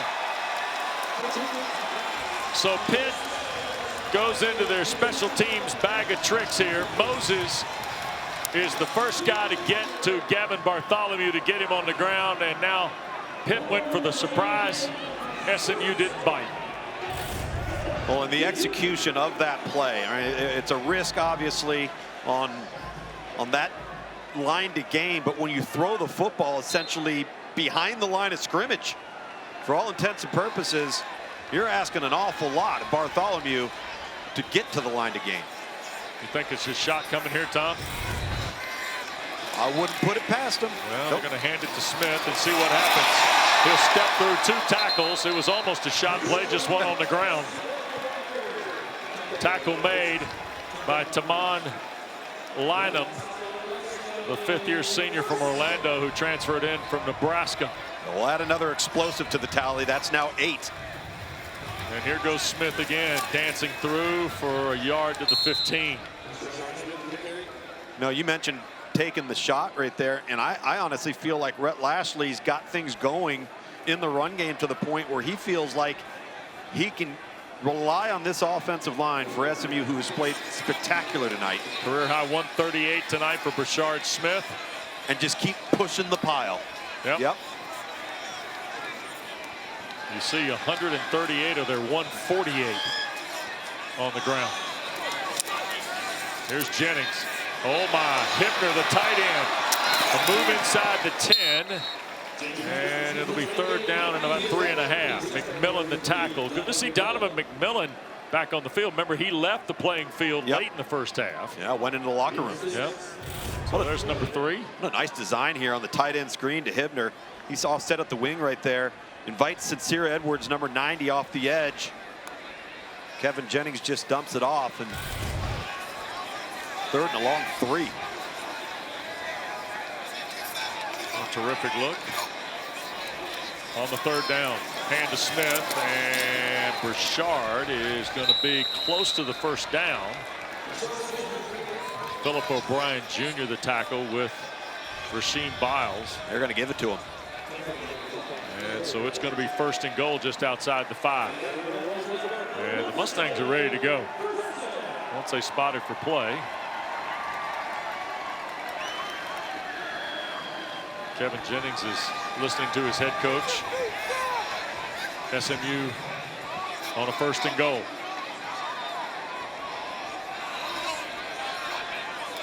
Pressure coming, hands the ball to Smith.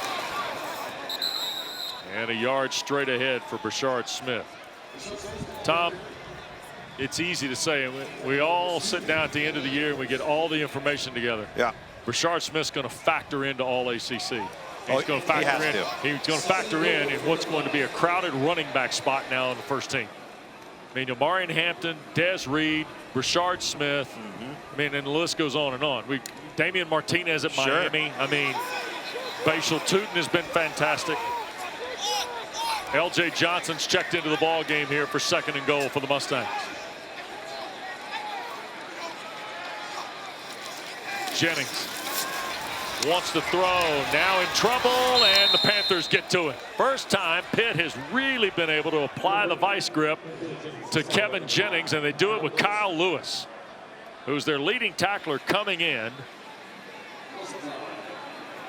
Right at about 60 stops on the year for Lewis. He and Donovan McMillan right there for the tackle lead for Pitt. Pick 6 a few weeks back, and part of that linebacking crew at Pitt that is just not only are they active and smart, good tacklers, but they're also blitzers. They're also pass rushers. So third and goal after the sack, back at the 10. First sack of the night for the Panthers. Jennings now sets. Going to throw and over the top of the intended receiver Hudson. And they're going to leave the rest of this for Colin Rogers. So SMU will settle for a field goal after the turnover with the fake punt from Pitt gave them outstanding field position at the Panther 28 to start their first possession of the second half. Well, Rhett Lashley doesn't look like a happy football coach who's up by 28 right now. He's all over somebody on the sideline. Didn't like the way that offensive series ended. It's too much confusion 2 plays ago. Got him off schedule. 27-yard try for Rogers. And he will boot that one right through, and we got a new score here tonight in Dallas. SMU 34, Pitt 3, timeout. Around all that for you on ACC Network and the ESPN app. Did you say Mighty Elon? They'll be there Monday night, 9 o'clock. Billy Taylor in the Phoenix in the house. Just curious. Yeah. All right, here is Colin Rogers to kick it away. And Robinson, a yard deep, going to bring it out. The freshman who had a 33-yarder earlier set sail at the 30, tried to get to the near side, and he got tracked down at the 35. Let's check with Dana. Just an update on A.J. Davis, who had a scary scene on the field at the end of the second quarter. He was taken to Baylor Medical Center, which is a level 1 trauma center just about 3 miles away from University Park, and confirmed movement. And I've been told by the team doctors for SMU that he's being evaluated by a spine surgeon out of an abundance of caution. All right, thank you, Dana. Great news for A.J. Davis, considering what we saw happen here late in the first half. Very positive. Tonight here at Ford Stadium. First down, Desmond Reid trying to get Pitt on line offensively. We'll push it upfield. That'll be a run of right at 14, almost 15 yards before Isaiah Wacobia makes the tackle. Another kid from the Metroplex, factoring into Rhett Lashley's team that is 7-1, trying to get to their 8th win, and this is either, I think, procedure on Pitt, Tom. Well, Lyndon Cooper double clutched the snap. Snap infraction. Offense, number 56. 5-yard penalty. First down. Lyndon Cooper, one of those guys. He transferred from NC State. He's from the Atlanta area. Played at Carrollton High School with the former Wolfpack quarterback M.J. Morris, right, who is now the number 3 guy at Maryland. Cooper transferred to Pitt. Makes his 13th start tonight here for the Panthers.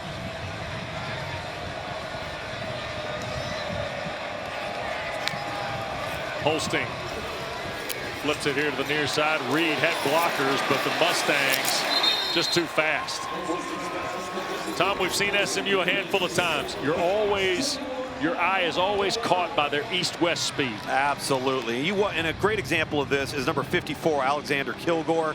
Once again, Ahmad Walker, 34 there, that you see just turning and running like their hair is on fire to get to that football. Yep. We've seen it each and every time from an effort perspective for SMU. Second down, Holstein from the pocket. Tries to send it center of the field, and a rolling catch for Jake Overman. And that will be a first down for the Panthers at the Mustang 42-yard line. And on the hop goes Pitt here. Holstein that time tried to dial it back. Poppy Williams the catch. But now is there a scrum? Did the Mustangs collect the loose change here? I think they're going to call it a completion. And they do to the 29. Ruling on the field is a completed catch. It's first down. Wachovia thought it might have been juggled. Pitt's up on the line here. And now the whistle blows. Hits the ground. The ruling on the field of the catch by the offense is under review. Looked like Wachovia was trying to fight for the ball, but he'd already touched the ground. Yep. This is a fantastic effort. Both ways. Yeah, to try to secure this ball, and then Wachovia goes down to try to pull it away as it's bouncing off the chest of Poppy Williams. That's where it's incomplete right and then there. The ball hits the ground. Yeah. Tell you what, we've had a lot of frame by frames tonight, haven't we? And referee Elliott will take a look here. See Poppy Williams, who came to Pitt from San Diego State, but played for Cade Bell at Western Carolina before becoming an Aztec briefly. There you go. Wachovia trying to pin it to his calf. He almost pulled it off. He did. After review, the pass was incomplete. It's second down. Let me ask you a question. You've watched more football. You've forgotten more football than I know, or watched more football than I've seen, period. How many athletic plays that are like fractions have we seen in college this year alone, Tom? The athleticism in the game right now is just crazy. Well, how about the Pitt interception against Syracuse? Exactly. 10 days ago was just out of sight. Right. I mean, it was one of those deals where right place, right time, weird tip of the ball, and a guy just making a phenomenal athletic play. I mean, Jahvaree Ritzie last Saturday in Charlottesville. Another perfect one. Yeah, for Carolina. Here's Holstein in trouble, and near side Patterson, or Reynolds rather, the catch. Day, the transfer from Florida, from Springfield, Illinois, taken down. I think he's just shy of the first down. So third and short here, and Pitt wants on the football now to see if they can convert this and move along with the possession. And they'll do it with Reid diving forward to the 31. So fresh set of downs for Pat Narduzzi's club.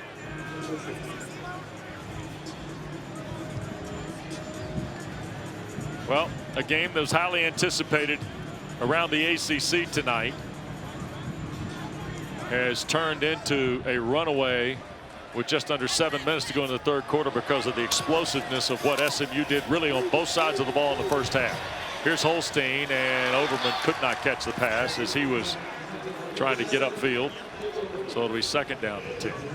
It's just a tough throw.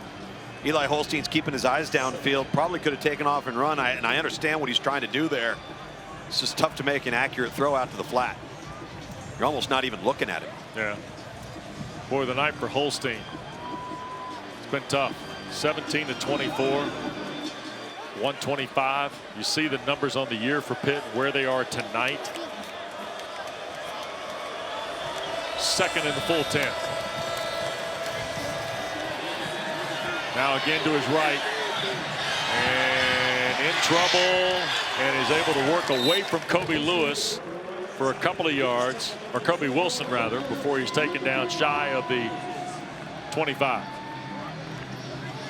Just getting something positive there and getting you in a manageable third and line to gain. Some nice play there with Holstein's legs. Holstein, quick throw, catch made, first down for Pitt.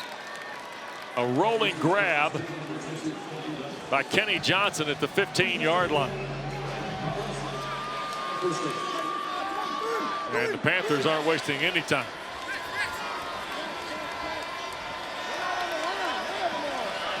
This is an illegal formation from Pitt. Here goes Holstein to the right, and he will get inside the 10 before he took a shot from Roberson and Wachovia. Here you go, Lukes. Yeah, that formation, it didn't look like there were enough people on the line of scrimmage to the trip side right down here. Nobody's on the line. 11th play of the drive. Second down and 5.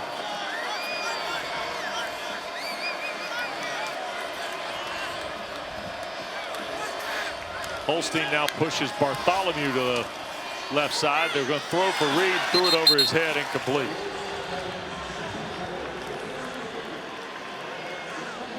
And now we're going to get some substitutions. SMU will make an exchange defensively here. That throw right there has been the story of the evening for this Pitt offense. Slightly off, out of sync. Haven't been able to push the ball downfield. Misses on some easy throws, and we have not seen that from Pitt coming into this game. Holstein flushed. Throws in zone. Incomplete. Diving attempt. Brandon Crossley was there for the Mustangs. Holstein just trying to make a play with his feet. I'd have gotten away with a little bit of a hold there on the right tackle spot. Crossley, who was targeted a lot last week on the road at Duke and responded in a fantastic manner, making play after play, almost makes one there in the end zone. Fourth down here. Holstein underneath, the catch is made, and the pushback. And it will be measured, I believe, short of the line to gain. The catch was made by Kenny Johnson, and then Wilson, the linebacker, I think shoved him back, and Pitt will turn it over on downs just outside the SMU 5. Well, what a defensive stand from SMU, and a defense that has shown up early, often, consistently, and they have been a handful tonight.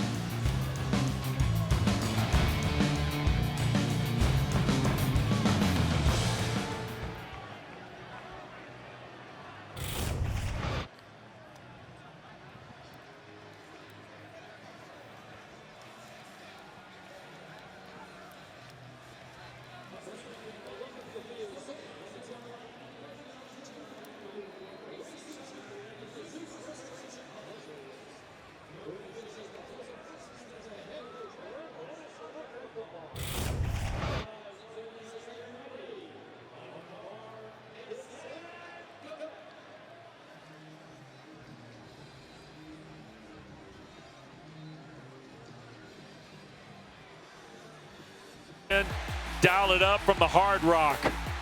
Cam Ward. And have you heard of Xavier Restrepo, Tom? All he does is catch the football and score touchdowns. Crazy, isn't it? You know, he's one of those guys, he's a small guy that plays big. He makes contested catches, explosive plays, and how about that second half explosion for Miami? What do we have here? Let's get to the bracket. Let's start doing some things. Well, this is going to look a little interesting. That's looking a little interesting. Up there at right the top, there. number 3 seed, 5 seed. Right. How about that That's 5 seed? right there. Yeah. Okay. Yeah. Wow. Okay. Interesting. Yeah. We got a lot of moving parts. Well, let's not forget, when it comes to that, the AP poll has no bearing. Right. None. Off the 6. Here comes Brashard Smith, and boy, he's hammered out of bounds on the first down carry. SMU turned Pitt over on downs after a 13-play drive. And Brashard Smith, who's got another career night on the ground, 142 on 20 carries, is going to come out of the ball game, and we're going to get some L.J. Johnson action. Oof. Remember, this is a guy who was a slot receiver and return man at Miami, and how he's adapted to the running back position, how explosive he's made them, has changed the offense. Panthers coming after Jennings. He's going to put it up and incomplete to the far side. That's Keyshawn Smith, who took the top off this game in the first couple of snaps with the 43-yard play. You know, with all the line games and the stunts and the pressures that Pitt routinely comes up with, they haven't been able to dramatically affect SMU offensively in a negative manner. Certainly not to the level that they did 10 days ago against Syracuse. Yep. So now 3rd in the full 10. And here come the Panthers. Jennings, and the ball is incomplete for Hudson. Jordan Hudson trying to make the play on the comeback route. And Lynham was there defensively. And that'll be a 3 and out for the Mustangs. Yeah, and that would have been a first down. Kevin Jennings could have just gotten that ball up just a little bit. SMU holding up in pass protection there. Just a low throw to the sideline, and Rhett Lashley's shaking his head going, boy, a fresh set of downs would have been really nice right there. Yep. Pearson step inside his in line. Oh, we got a great picture there. And the punt here to the near side. Reid going to let it hit. Oh, he touched it, and then smart enough to get it out of bounds with it. Because once he touched the football, it's a live ball as long as it stays in bounds. Instead, Pitt will have a here to the Metroplex, Tom. And here's the give to Rodney Hammond now at the running back spot. He's going to pick up right at about 6 on first down. So Hammond, and they're going to hold the personnel here. Yep, they do. They're going to move Sincere Lee, C.J. Lee, out on the perimeter to the far side of the formation. Holstein looking to throw. Back here to the near side, Bartholomew, the tight end, made a man miss. And then helped out of bounds by Sanders near the Mustang 40-yard line. Cale Sanders, 22, has made a lot of plays tonight, and he missed that tackle right there, and he was mad about it. Yep. He jumped back onto the field of play and made the tackle. Now Holstein again, gonna lob it up downfield. Lee cannot hang on.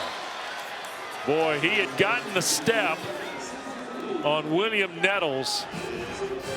And Lee, the transfer from Western Carolina, who's from Clearwater, Florida, could not hang on to it. Well, you'd just like to see him make this grab. Ball a little bent over to the sideline there, just a little bit. Alma mater of the leader of our Saturday night primetime crew, Joe Smiley, from Clearwater High School. Here is the give inside. It'll be 3rd down. Carry for Rodney Hammond. Yeah, driving Joe Smiley's the guy that keeps us straight here on Saturday nights on site. With Eric Fiddleman, our spotter, Richard Simmons, our statistician, Ben Ward, our producer, Tyler Honeycutt, directing for us tonight. 3rd and 6, and timeout taken by the Mustangs. Rhett Lashley wants to have a word. It's going to be a cakewalk now, because if you start doing that, that's when somebody's going to jump up and bite you. Yeah. Pitt's clearly got the most difficult remaining schedule. So here is Hammond on 3rd down, and Rodney Hammond going to be stopped about a yard and change shy. And so another 4th down go here.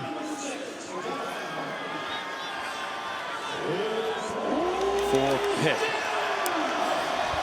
And it will be Hammond again. He's got the first down, cracks the 30 before he's thrown back. It's good hard running right there. Sure Burst is. to the hole from Rodney Hammond. It was a huge conversion. Yep. Playing in his 36th career game tonight. Came in with 1,500 career yards and 14 touchdowns. Most work he's seen in his 4th game of the season. Here's Holstein on first down.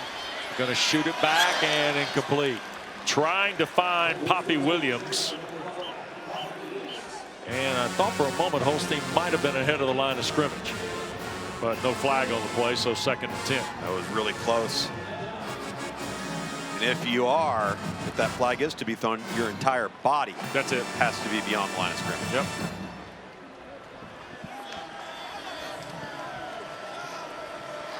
So Holstein avoided that penalty, and now 2nd and 10. And Williams that time thrown just beyond his reach. And now the little unforced things are happening. No question. And these are all the plays that we've seen as misses tonight have been routine for Pitt up until this point. That's how well they had been playing offensively, and then defensively complementary football by creating negatives, creating turnovers and tackles for loss.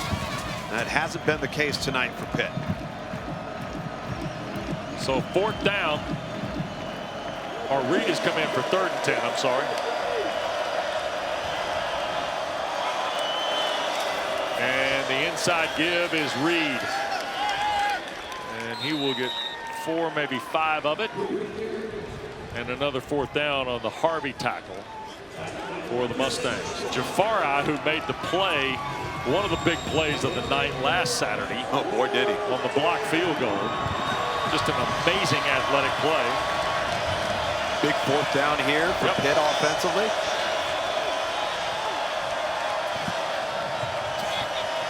Time ticking away here in the 3rd.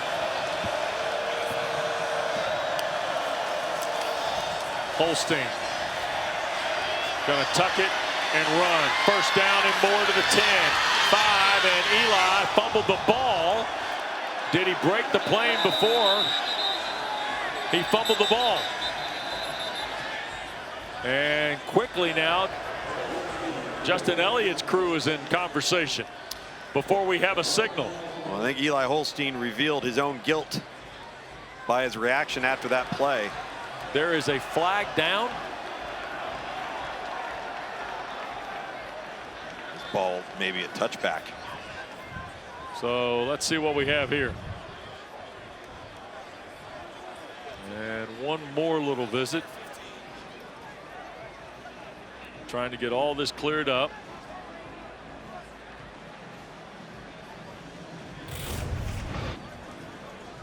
We're going to be able to show you a look here.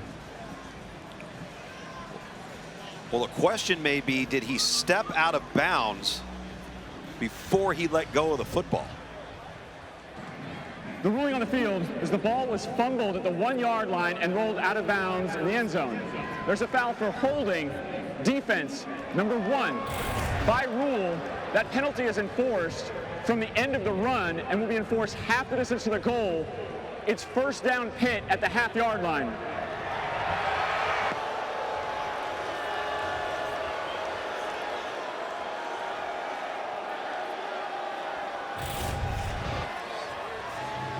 So the penalty then nullifies the fumble. The fumble, and whether or not this went through the back of the end zone. His foot's out of bounds too. Yeah. Before the fumble? Looked that way, didn't it? Looks like that to me. Yeah. Yes. Nevertheless, the defensive penalty. 11th play of the drive will be inside the 1, first and goal. And Holstein tried to take it on his own after the fake to Reid, and he got pushed back right away. That's a tough ask. The Mustangs jumped right in there, and it was. Use your 5'6" running back as the lead blocker. Yeah. For your 6'4", 225-pound quarterback. When you see the gang tackling occurring, and it looks like Kilgore and a couple of other Mustangs in the fray. Try it again, give it to Reid. Did he break the plane? And he did. Touchdown for Pitt. Des Reid's 4th rushing score of the year.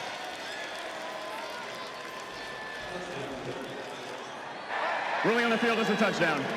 So Reid gets Pitt's first touchdown with 36 seconds to go in the 3rd quarter. Pitt goes for 2. That's brought to you by Dos Equis, by the way, Tom. Go for Dos. That's it. So the Panthers will try for the 2 here.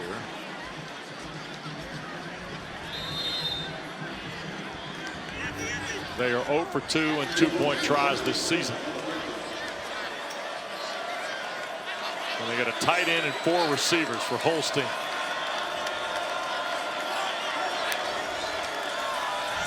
And Eli looking, now wants to tuck and run, and he will hit the pylon side on the right for the 2 points. Deuce Harmon was there defensively. So Des Reid gets the touchdown, Holstein gets the 2 points, and it's 34-11. See Desmond Reid get over the top. Eli Holstein doesn't like what he sees, scanning to his left, flushes to his right. There's no contain for SMU. One of the few times tonight that Eli Holstein hasn't been flushed or under duress with people in his face. 12 plays, 56 yards, 3.5 on the drive for Pitt. And their first touchdown of the night, the 2-point ad. It's a 23-point difference with the 4th quarter to play. Pitt number 21 is now wearing 49. Pitt number 21 is 49. And Wabuko, I believe, or Harrison, because they have 2 21s, and obviously they're both playing. That's why somebody else is going to have to swap a jersey out here.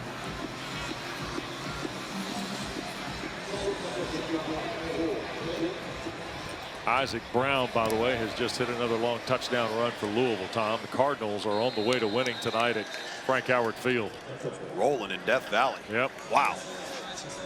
So here just seconds ago, Tigers at home, where they are 69-3 in the college football playoff era, Tom. Well, there ain't many people catching Isaac Brown, the fantastic true freshman for Louisville, who can flat out run. He's a missile. And I'll tell you, if you're Pitt right here, you got to start playing some defense so you can get this ball back to your offense, and that's where Pitt's got to start getting some explosive plays. SMU at the 25, and to the far side, Moochie Dixon, who had a terrific catch to set up a score in the first half. Playoff projection presented by Alston. And if the Mustangs go on to win tonight, where will they fall in that 25 as we take the lid off quarter 4 here, where they throw to Brashard Smith for a couple of yards? Well, it sure is going to be fun to watch. I'll tell you that. People thought it was difficult to figure out who you wanted at 4. Try figuring out who you're going to put in at 12. Jennings on 3rd down and a first down conversion, and that's Moochie Dixon. Out to the 38-yard line goes Dixon. And the tackle made by the freshman Lineham. And another look here. What a big-time play by Kevin Jennings. Gets back, gets set, delivers a strike.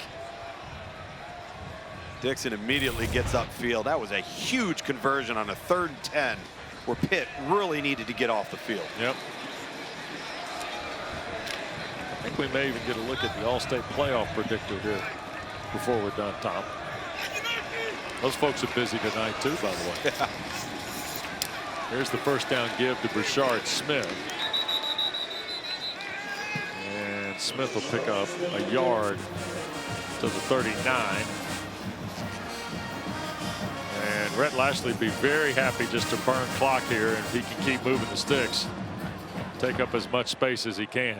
Yeah, and I got to be honest with you, I don't think he's being conservative. They've just flat out run the football tonight. Yep. At will. Sure have. 2nd down and 9, we'll call it. Jennings under duress, going to hang it downfield. Look at here, Keyshawn Smith. Holy smokes, what a catch. My goodness.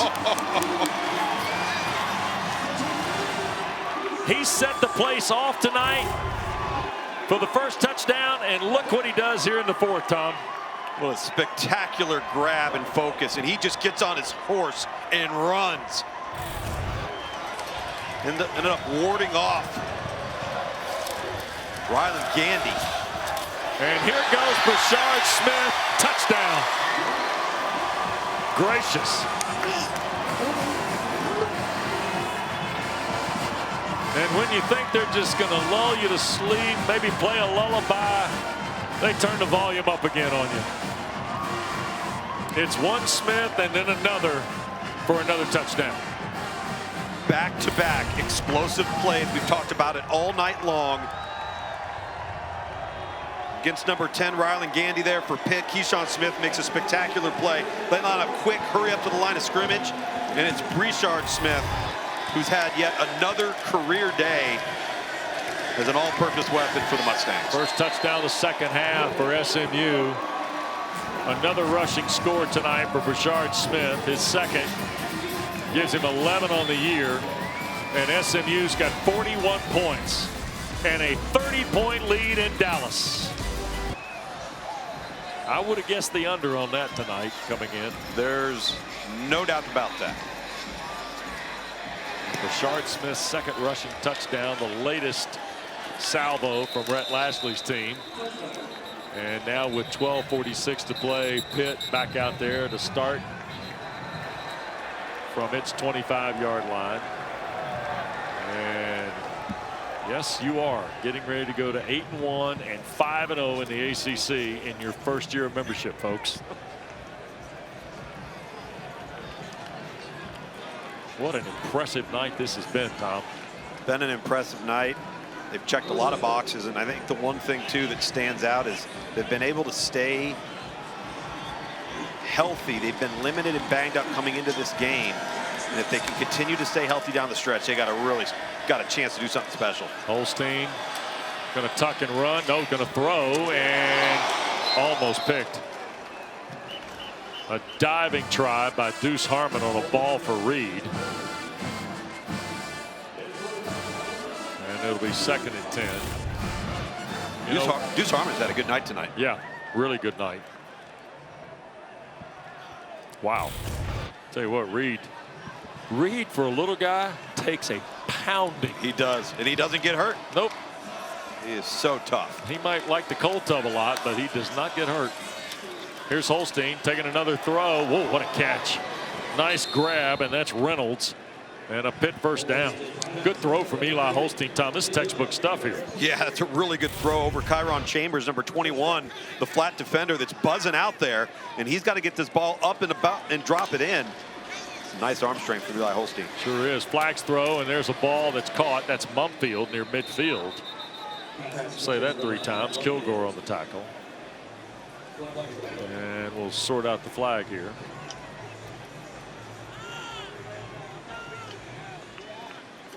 Offside. Defense, number 15. That penalty is declined. Play results in a first down. So Cameron Robertson, who had the kind of the deflected interception. Guess you would call it that, yeah. Still might not be. Pop-up fly. That's it. Took the pop-up, the short pop-up after it was jarred away. Rhett Lashley over there on that sideline, up 41-11. He's checking out the iPad. Yeah. Scheming it up. Boy, we heard a lot about that this year, haven't we? In 10 weeks, the iPad technology. Oh, yeah. Here's Holstein from the fray. Oh, that's a ball. That's a live ball.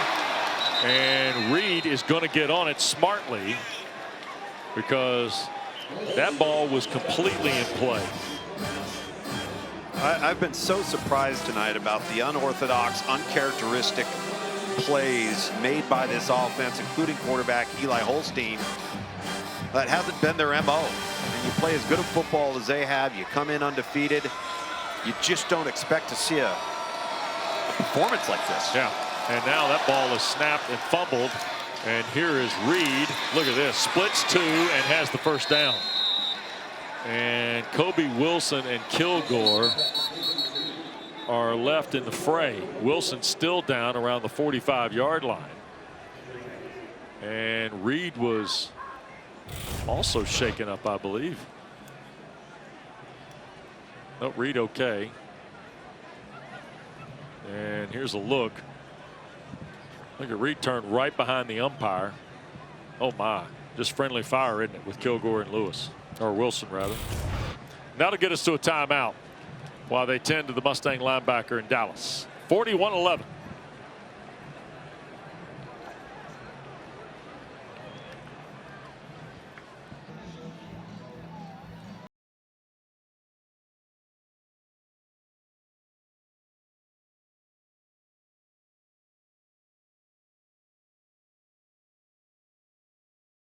Outside of Atlanta, Kobe Wilson make his way off the field.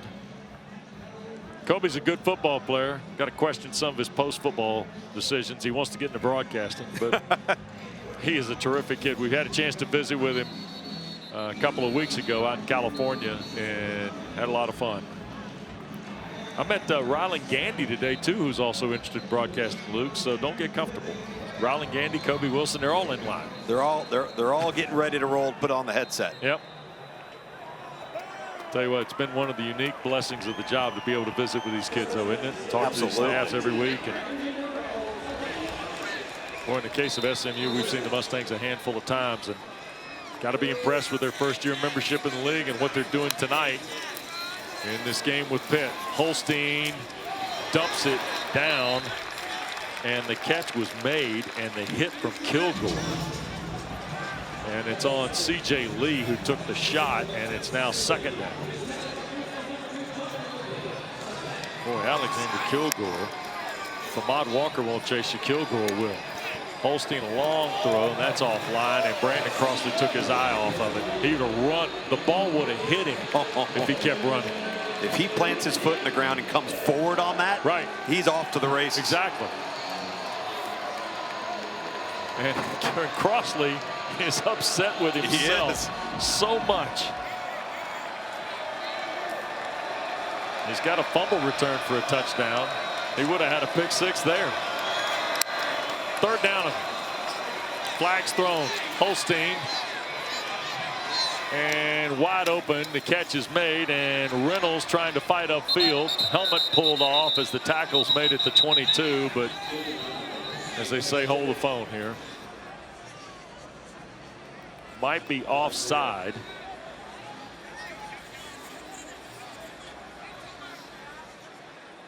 Offside. Defense, number 15. Penalty is declined. Play results in a first down. Cameron Robertson. 12-yard throw.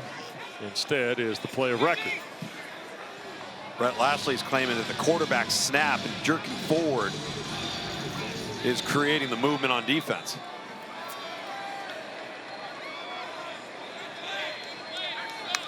You see the bunch look, and now Holstein clutched it from the pocket, and now will make the shot and the throw and the catch by Overman, the tight end, will make it 1st and goal at the 5. And we got a little post-scrimmage conversation going on with Ryan Baer and Cameron Robertson after the Holstein to Overman throw. This is the best throw of the night from Eli Holstein. Haven't been able to consistently come up with those big plays and even the routine plays. Yep. And here's Holstein. Looks, now dumps across, and Reid deflected it, and it's intercepted in the end zone. And Jonathan McGill has got his 2nd interception of the year. Wow. How about that?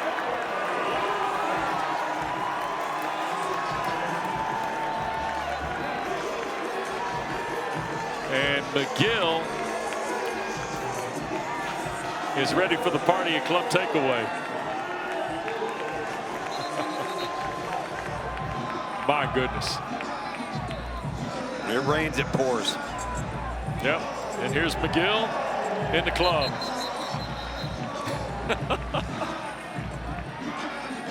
They've made up that difference from last week of being -6 in turnover margin. Yep. +2 tonight after that. Yep. And off the 20, here come the Mustangs after the interception by McGill. Jennings on the play fake, slides it upfield. Matthew Hibner off to the races. Hibner at the 30, full speed, and the big tight end goes 75. It's a Pony Express.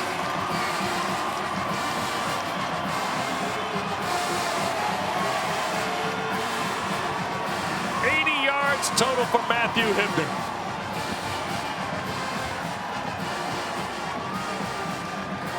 Talk about turning on the Jets. The big man can run, Tom. Yeah. They hated to lose R.J. Maryland. Rhett Lashley said time and again, Hibner is a good football player. He played at a really good program that won a national championship last year. He can help us. And the point from Rogers makes it 48-11. Wow, Tom. Let's look at the McGill pick in the end zone on a ball intended for Reid here. So Desmond Reid doesn't secure the football. Looked like it surprised him a little bit. McGill gets the ball, falls on it in the end zone, and it doesn't matter what the score is. Let's take a shot. Little tight end leak. Oh my goodness. They quickly get to the line of scrimmage and snap the ball. And those are two safeties. That's Phillip O'Brien. That's Cruz Brookins that are trailing Hibner there. And he outruns all of them. It seems to me that, we've seen the shark signal from a lot of these SMU players after they've made plays tonight. Yeah. I think they kind of felt like they were a little disrespected. Sure. No R.J. Maryland, no Jake Bailey. Maybe you're not at full strength. Pitt had been coming in with his vaunted defense, created turnovers, created tackles for loss, pressures. SMU getting the better of the Panthers tonight. Yep, sure are. Under 10 to go. 3:06 tonight for Kevin Jennings. Tom, on 17 of 25. It's his second 300-yard game. And the kick through the end zone by Rogers. Let's check with Dana. How about a little love for the transfers? Matthew Hibner, of course, but Jonathan McGill, who sparked that run by Hibner, came from Stanford, and I love what Coach Lashley said about Jonathan McGill. He said what he brings most to the defensive end is leadership, but I think he's proven something else, that he's impactful out here with that takeaway.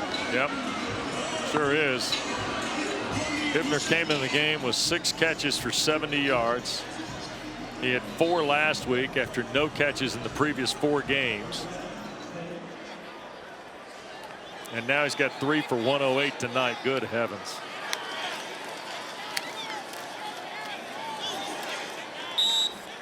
And 3 yards on the first play. Wabuko is in the ball game now for Pitt. Che is the running back for the Panthers. And now Holstein from the pocket eludes the sack and overthrows Reynolds. Incomplete. Wabuko's a redshirt sophomore. He is from Austin, Texas. And he stays in the ball game at the running back spot. He wears 21 for the Panthers. And now 3rd down and 7, faces Pitt with 9.5 to go. And Panthers have got to feel like they're watching sand fall through the hourglass over there, Tom. Without question.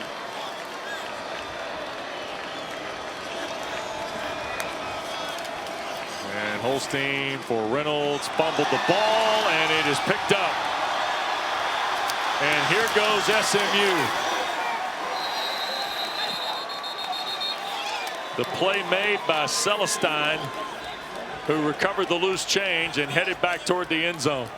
It stands to be the 3rd turnover tonight by Pitt. And the San Diego State transfer, Reynolds turned and made a football move. It got punched out by Abdul Muhammad, and then Devon Celestine goes to work with the 3rd turnover. Abdul Muhammad comes in and just chops this out. Excellent job on the tackle and then using your hands. And that's going to be the 2nd turnover in as many possessions for Pitt if this stands. Is this a question of a football move, Tom, before it got knocked loose? Felt like he caught it and made a move. Yeah, didn't he it? caught it, turned up field. Looked to me like he secured it as well. Sure. This wasn't a bobbled catch or a. Yep. After replay review, the pass was incomplete. During the return, personal foul, face mask, passing team number 5. By rule, that foul is enforced. Half the distance to the goal. It's 4th down. So the play by Muhammad and the recovery by Celestine goes by the boards. However, the penalty does not on Poppy Williams.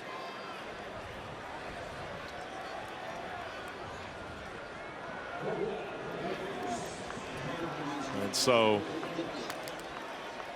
and then here's the face mask from Williams on Devon Celestine. So now the punt, and Roderick Daniels going to field it. See what he can do here, and he'll be flushed out on the return and tackled back in SMU territory. 40-yard punt by Junko. And we got just over 9 minutes to go here tonight in Dallas. And SMU leading by 37, Tom. Well, and a big reason why they're leading by 37 is this group of offensive linemen. Wait a second, we got to get Peruna. Well, there's Peruna. Getting the late night snack. Yeah, Peruna likes the offensive line. Yeah. Peruna. What happened to Peruna's hooves? It's like Dorothy in The Wizard of Oz. Yeah. Preston Stone has come in at quarterback tonight. And straight ahead, SMU carrying the football. And there's Preston Stone coming in at quarterback as Zach Hernandez is the running back with Stone. And this is one of the really classy kids in college football, Tom. Absolutely. Both quarterbacks here were voted captain. At SMU, they went out of spring football, did not name a starter. Neither one of the players, Kevin Jennings or Preston Stone, went into the transfer portal. He's been the ultimate teammate. And De'Aaron King right there with the headset on, coaches them both. And Hernandez trying to get some footing in the run game here.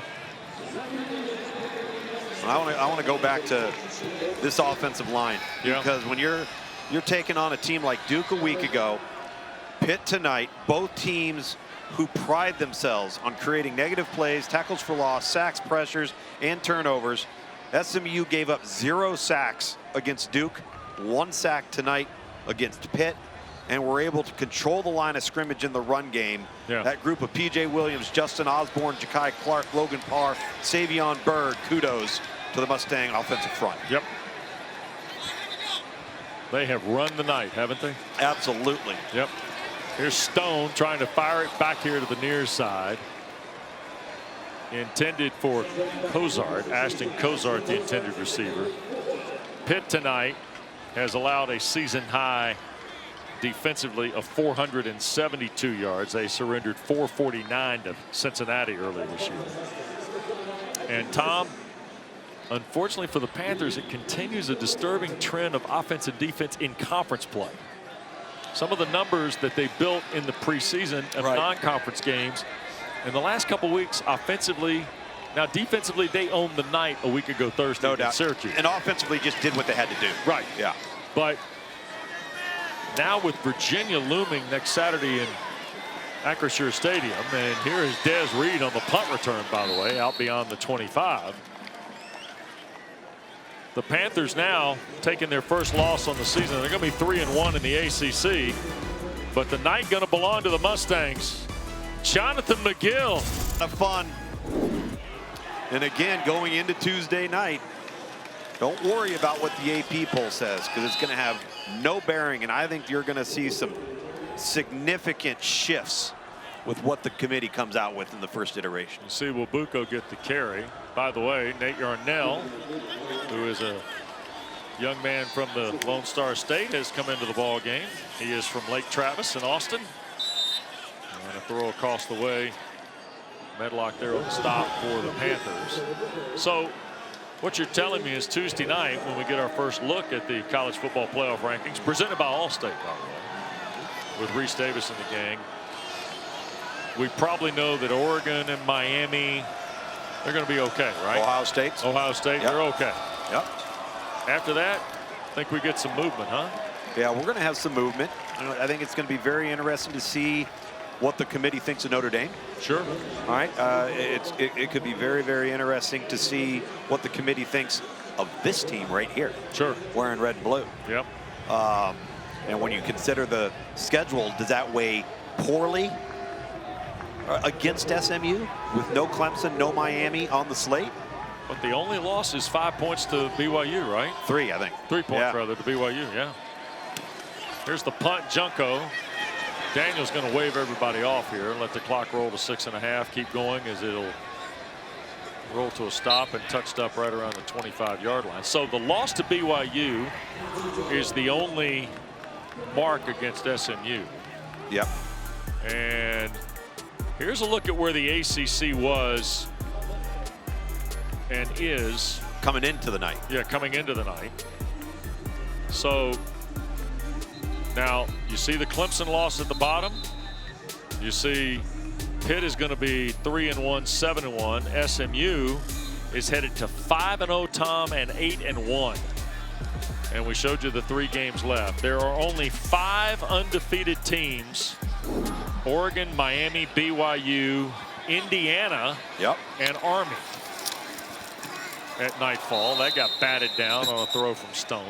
Indiana goes down 10-0 earlier today and then reels off 47 straight points against Michigan State to beat Michigan State. Yeah.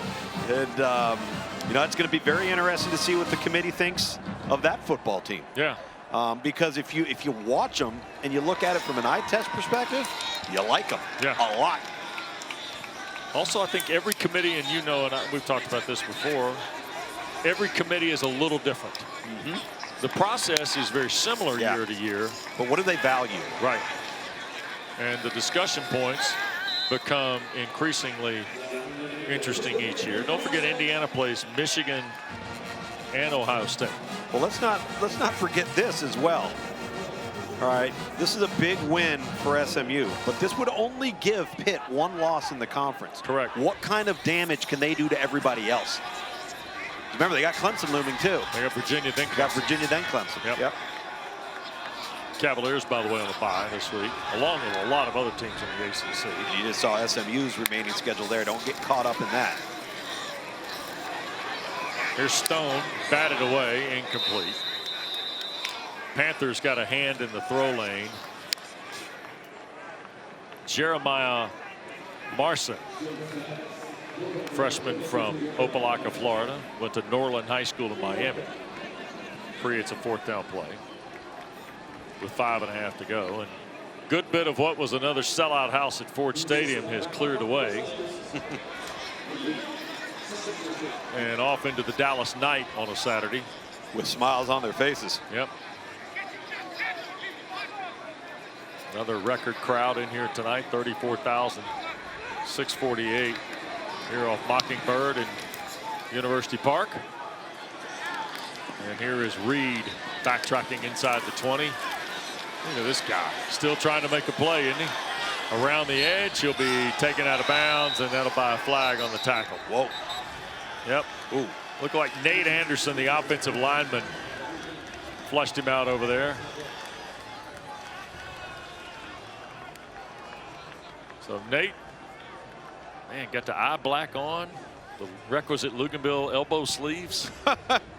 Right now he's going to be avoiding his head coach. Yeah, he's going to see if he can slip away over here to the sideline without talking to the 3rd-year head guy. After the play, personal foul, unnecessary roughness, kicking team, number 69, 15-yard penalty added to the end of the return, 1st down. So with 5:24 to go, and the penalty on Anderson will push it out to the 47. Oh, just run by him. Yeah, that's well into the white. Absolutely. That's how injuries happen. You don't want to see that, especially late in the game. And Rhett Lashley knows it's not necessary either. Daniel Carter's coming at the running back spot with Nate Yarnell piloting the Pitt offense here. And a throw on the perimeter, and Poppy Williams a couple of yards. Nettles shoved him out of bounds. He wears 0 for the Mustangs.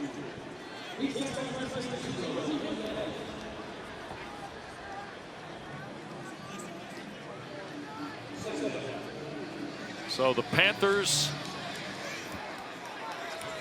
will lose for the first time here and head back to Acrisure to meet Virginia next Saturday. And there's the throw and a catch. Konate Mumpfield into SMU territory, down around the 22 before he's tackled. So Mumpfield the grab, haven't called his name very much, came in leading the Panthers in catches with 27 on the year. Young man from Houston, Georgia, and Decula High School, transferred into Pitt from Akron. 26-yard throw from Nate Yarnell. And straight ahead, here's Daniel Carter, who fights for some yards. He's playing tonight, Tom. 24 years of age, Daniel Carter, in his 58th career college game. And he has played, he comes in tonight at 5'10", 220. He's played fullback, he's played running back. He's lined up a couple different spots. He'll throw in the end zone, and the catch is made, and that's a touchdown. And that is Kenny Johnson making the catch. Terrific catch in the corner against Nettles and his coverage, and Narduzzi right down there to congratulate Kenny Johnson, the sophomore, on the touchdown grab. That's a good throw too from Yarnell. He's got a two-man route. Daniel Carter, who you were talking about on the previous play, was out in the flat and then got the slot fade. Dropped it in the bucket. So with 4:01 to play, Nate Yarnell gets the second touchdown of the half for the Panthers on the throw to Kenny Johnson. And Sauls to try and add the point here on a drive that you see takes less than 90 seconds. And the field goal good for Ben Sauls. Makes it 48-18. Kay Bell talking to his wide receiver. Kay Bell coaching, Pat Narduzzi coaching, staying positive. This will be an interesting week for Pitt. Absolutely it will be. And I think you just brought up an interesting point, because not just of what the climate will be after taking your first loss, but what's the climate of your conference race? Because here's the deal. If you got one loss like Pitt does, like Clemson took their first loss tonight, yeah, there's no saying you're out of it with the one loss. No, absolutely not. If you can rebound, you can cause some trouble. I mean, you got Virginia, Clemson, Louisville, and Boston College, all right? Now, you don't want to assume anything, but Pitt number 21 is wearing 49. Pitt number 21 is 49. Gone back to 49 now. Okay. You don't want to assume anything, but Pitt this hasn't been a trend with Pitt, right? Correct. This hasn't been a team that's been fumbling along week in and week out. It's a little bit like last week's 6-turnover outing from SMU on the road, and they were very fortunate to win the game, but then they didn't just show up this week and do it again. Right. So it's very important for Pitt to get back on schedule here. One of an end-over-end kick, and Daniels down there to field it at the 20, and here goes Roderick Daniels around the corner. Daniels 40, might need one more block, and he got edged out of bounds in territory. Sauls, the kicker, was involved in it, along with Brookins, the defensive back, or else Roderick Daniels is going to house this. 43-yard return by Daniels. The unsung hero right there. Yep. Oh, he's been such a good player for this football team. He's bailed him out of a couple of injury situations, especially when L.J. Johnson went down at running back. Yep. Went hurtling into the end zone tonight. Fantastic play in the first half. I think it's going to be interesting to see how the Panthers line up next Saturday against Virginia. How do they respond? Yep. They hadn't been punched in the nose like this all year long. They've been in some tough games, some come from behind games, but not like this. Keldrick Luster has come in the ball game now for SMU. So we get our first look at Luster, and this is a young guy from McKinney who's a redshirt freshman who they're pretty excited about. And I got to tell you, he is put together. He is 5'10", 225, and he is rock solid. He looks like a slightly heavier version of his position coach, and that's De'Aaron King. Yeah. Yeah. So we get a look at Keldrick Luster. And I think Zach Hernandez has stayed in as the running back. We'll double check that. Here's Luster in trouble. Boy, he's going to get slung around and dropped for the loss. And that's Jordan Bass, sophomore linebacker. who came into the ball game with 12 tackles in the last 4 of his 13 total this season. And a reminder to you, ACC football starts on Friday night. Cal comes all the way to the east to visit Deektown at 8 o'clock. And it's on ACC Network for you. And then, of course, we'll have a Saturday slate as well. But our coverage of Week 11 in the ACC starts on Friday night from Winston-Salem. Here's Luster throwing it down the field. Cozart trying to make a play. Can't catch up to it. Pitt had Noah Bigelow in coverage. First time he's been on the field in the last couple of ball games. Rhett Lashley's letting these guys go. Yep. Letting them play. And with 2:28 to play in a 48-18 ball game, Kenny Johnson will drop back to take the punt of Isaac Pearson. Surprised that they haven't just lined up and ran it right at Pitt. Yep. Get in the locker room.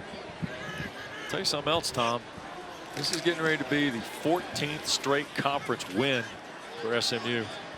That ball's going to skip into the end zone over the head of Johnson. And a quick reminder to you, among the many things we've got for you on ACC Network this week, 3 more Atlantic Coast Conference championships to be determined. Coverage starts tomorrow, the Ally Women's Soccer Championship. Matches at 6 and 8 Eastern. Then the field hockey quarterfinals presented by Geico start on Tuesday.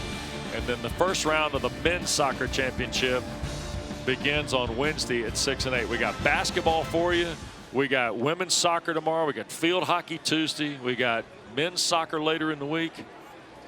We got Tom Luganbill occasionally on ACC PM. That's right. We got Boiling Points with Dana at some point, maybe next Friday. I'm not sure. Lots of things. Taylor Tannenbaum will be there. Kelly Gramlich, Joel Berry, Justin Walters. We got Cass. We got dozens of people. Various sundry. Various and sundry folk that'll help you get through the month of November. But the first ACC championships of the fall schedule to be crowned this week here on ACC Network. And now the flag and a little bit of explanation here from Pat Narduzzi. And then let's see what we have.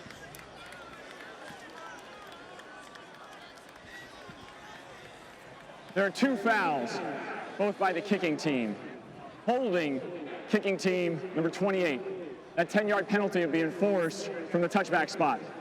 After the play, unsportsmanlike conduct, kicking team number 1, his first. That 15-yard penalty will also be enforced. First down. Whoa. So my math tells me, Tom, that's 25 yards. And Rhett Lashley, I think, is not exactly thrilled with that. No, he is not. No. Either the penalties themselves or the interpretation or what have you, I'm not sure. But nonetheless, at the 45, Nate Yarnell. And what do we have here now? Another stop.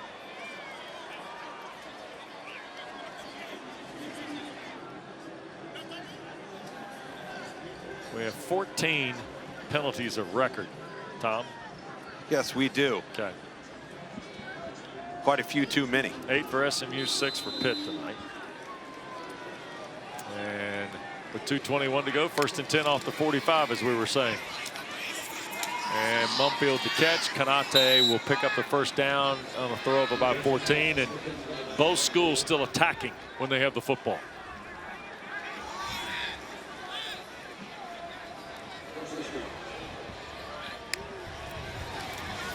And here is Yarnell working around the edge. And that'll get us to the 2-minute timeout, as Nate Yarnell keeps it to right around the 35, 36-yard line. On a night where the Mustangs are getting ready to go to 8-1 and 5-0 in the ACC. Under 2 to go at Ford Stadium tonight in Dallas.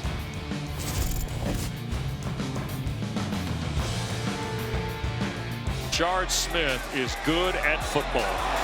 Very good at football. Former Miami Hurricane, recruited and played for Rhett Lashley. when he was the offensive coordinator there. The wide receiver converted to running back. Can return kicks and punts the whole 9 yards. And he is about as dynamic as you will find in this league carrying the football. Man, 161 yards tonight, 2 rushing scores for Smith. He's also caught 4 passes for another 21 and a score. Derek Davis is coming to the ball game at the running back spot. He's the Pittsburgh native who's an LSU transfer. And we got some guys slow off the deck as we are inside 2 minutes. And there's a good look at Brashard and his night. Yarnell trying to dial down the far sideline. I think that's Thomas, the tight end, Malachi Thomas. Freshman from Thomas County Central, down near the Thomasville, Georgia, Tallahassee, Florida line. And Malachi the catch. 1st and 10 inside the 20 as Yarnell's trying to put some points on the board here for the Panthers in quarter 4. And Mumfield slung around after the catch by Chambers. That's the tackle for the Mustangs. Bye week coming for Rhett Lashley's team. And they'll get Boston College in here on the 16th and then off to Virginia on the 23rd before Cal visits here on the 30th to close the regular season. The scheduling and the timing of the bye weeks for SMU could not have worked out more perfectly. Yep. And here's Yarnell throwing. Catch is made, and trying to stretch into the end zone is Poppy Williams. He's going to be ruled short with 50 seconds left.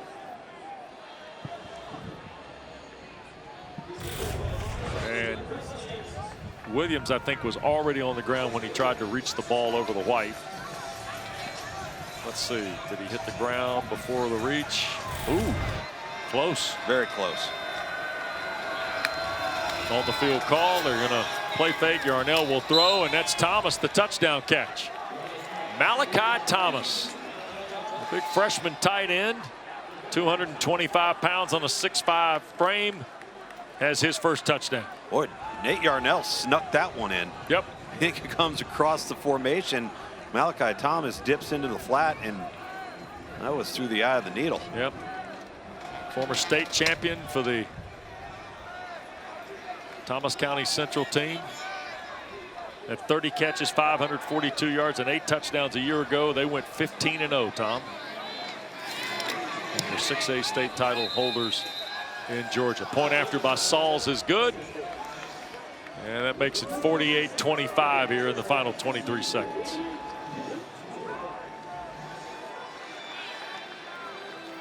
And with 23 seconds left, Pitt will kick this away. And, hey, look at that. Oh, boy. Here we go. You know, they just hand out those double and triple numbers. By the way, Miami plays, just so you know, we haven't seen the Canes personally this year. Miami plays with 4 number 18s on the roster. Shadarian Harrison is the gentleman in question here who's swapping out numbers. 21 for Pitt is wearing 40, and 21 is 49 for Pitt. We're ahead of you there, Mr. Elliott. we're well. Now everybody's doing well, now it. we got this. We got somebody's putting 72 on, or 12, I guess. Did they forget to put the arms through the sleeves? Is that Medlock, the linebacker? Sent him out there in a straitjacket. What in the world? Let's see. That must be because. Why would Medlock be going out there? I'm not sure. Anyway, we got jerseys being swapped out all over the place here.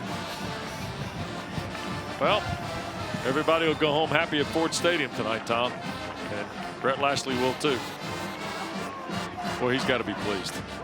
He's got to be tickled to death with what they've accomplished. Again, the bye week coming at the perfect time. Get yourself healthy.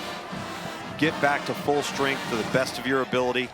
Don't know yet if or when you're going to get Jake Bailey back into the lineup, but clearly this is a deep group of targets for SMU on offense. Luster's going to take a snap and touch a knee, and that's going to do it. The first meeting in 12 years between Pitt and SMU is won, and won convincingly tonight by SMU. Rhett Lashley and the Mustangs go to 8-1 and 5-0 in the ACC, Tom. And they were on this one from the start tonight. There were a lot of respect for these two coaches and each other's programs. And listen,